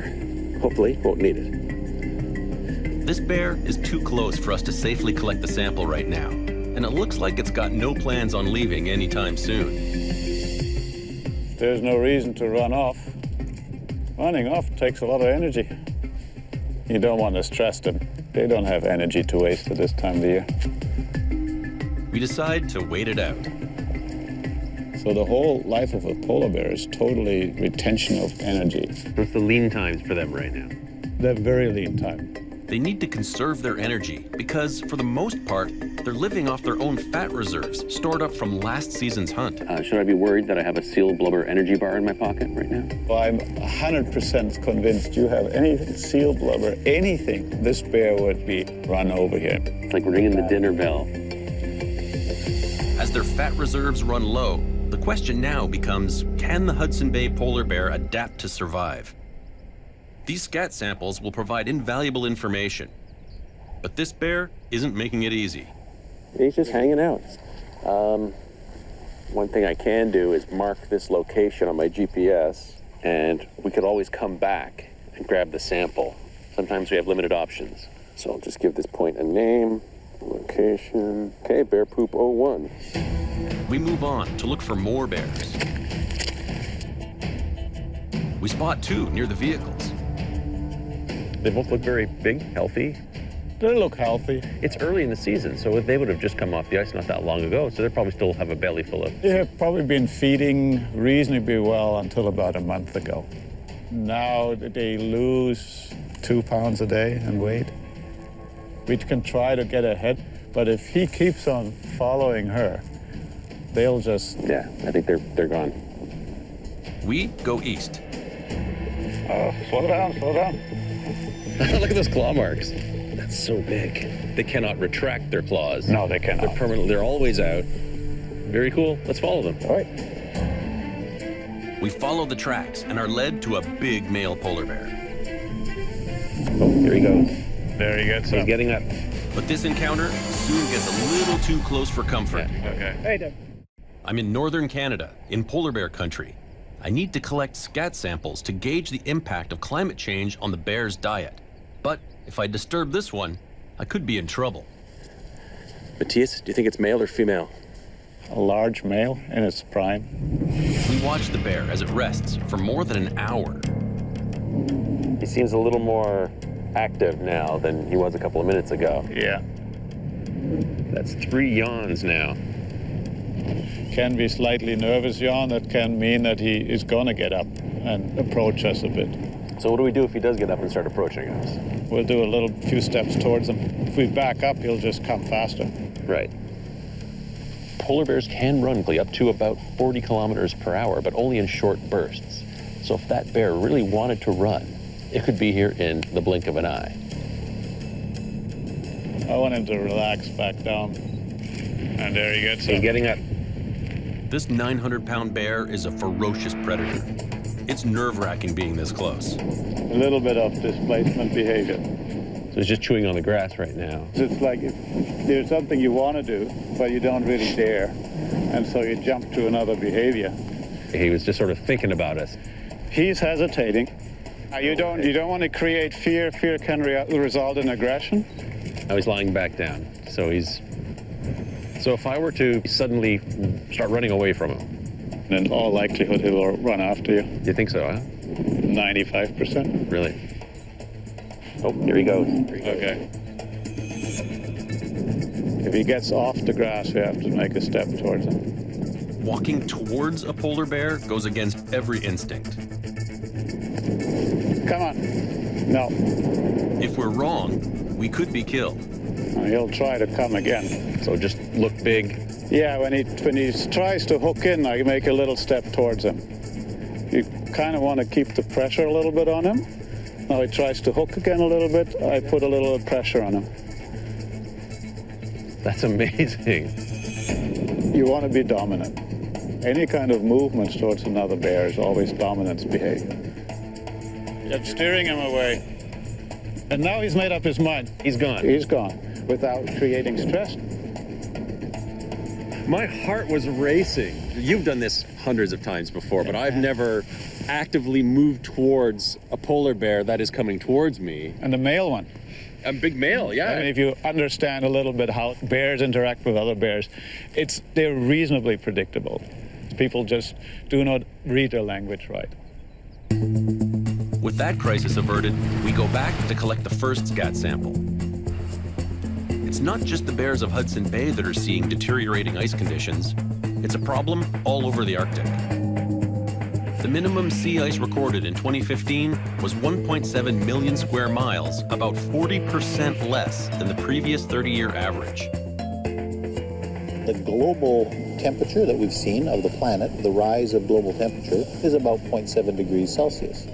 In the Arctic, it's about 2.5 to 3 times that. And the reason for that is when you cover that surface with this white sea ice, you're reflecting all that energy from the sun back to space, so it keeps it cool. Open it up, that energy goes into the surface of the ocean and it warms things up. That's a big change. The loss of sea ice would cause a major break in the chain of life in the Arctic. Sea ice is an integral part of the Arctic food web, providing habitat for microorganisms like ice algae and zooplankton. Algae attaches to the bottom of the ice and becomes food for fish and marine mammals. Those fish sustain seals, and seals sustain polar bears.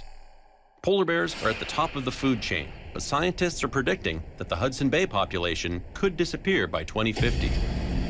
For now, I have the opportunity to observe them up close. It's the one spot in the world where you can see polar bears in the wild, not on the ice, so it's a really unique spot. The bear we tracked this morning Just a little moves further on, down. so we can safely collect the sample. Here's the scat. Was able to get the sample and out of there perfectly safely without disturbing the bear, really. Specimen bag? Until we get it to the zoo lab. Perfect. What we find in these samples could provide vital clues to help determine the bear's chance of survival. But getting this close to the bears is dangerous work. So she's coming right towards us. The polar bear has been broken down into 19 different regions that scientists recognize. And of those 19, 10 of them are here in Canada. So it's an excellent place to study polar bears and how climate change is affecting their population. And it's the bears here in western Hudson Bay that are the most at risk of extinction. Their southerly location means they're bearing the brunt of the effects of climate change. Their numbers have declined by 22% since the early 1980s. Over the last 30 years, the amount of time that open water season is in Hudson Bay is now about 4 weeks longer than it used to be. And there was some very dramatic observations of bears in very critical condition because they've had to fast for so long. They're not getting enough energy, and so that creates problems with mortality. In a few weeks' time, temperatures will drop and the ice will start to form on the bay. Hundreds of hungry bears will converge along the shores close to the town of Churchill in anticipation of the coming ice. And for Churchill's Polar Bear Alert program, that's a problem. So the longer it takes for the ice to form on the bay, the busier we are. Oftentimes you'll drive along this road and there will be a bear just right there. Brett Willock is taking me on one of his bear patrols. He's covering a 3-mile perimeter around Churchill, making sure hungry bears don't make it into town. The one last night, it was about 5:30 in the morning where our staff was called and they chased it away. Hundreds of bears gather on the coast, but it's usually the more desperate bears and juveniles that come into town to scavenge for food, bringing them dangerously close to people. When was the last time that someone was actually attacked by a bear and injured? 2 years ago. It can be a terrifying experience. Locals carry arms and avoid walking alone at night. In the most recent attack, 2 people were severely injured by a polar bear in the early hours of the morning. And when you're built right on the coast of the Hudson Bay, it happened. Most bears are coaxed away before they make it into town, but some become problem bears, and Brett and his team have to trap and relocate them. He shows me one of his traps. Right now, we're only using the one. And how many bears do you trap per year, approximately? It depends on how many bears are around. Yeah. It could be 30 bears, it could be 70 bears. Trapped bears are taken to the holding facility, weighed, tagged, and then relocated. Many are malnourished. Locating high-energy food is key to the survival of the polar bear. The lack of sea ice is forcing some bears to migrate north to colder regions with better ice conditions. Recent DNA evidence found genes of the southern bear in the high Arctic.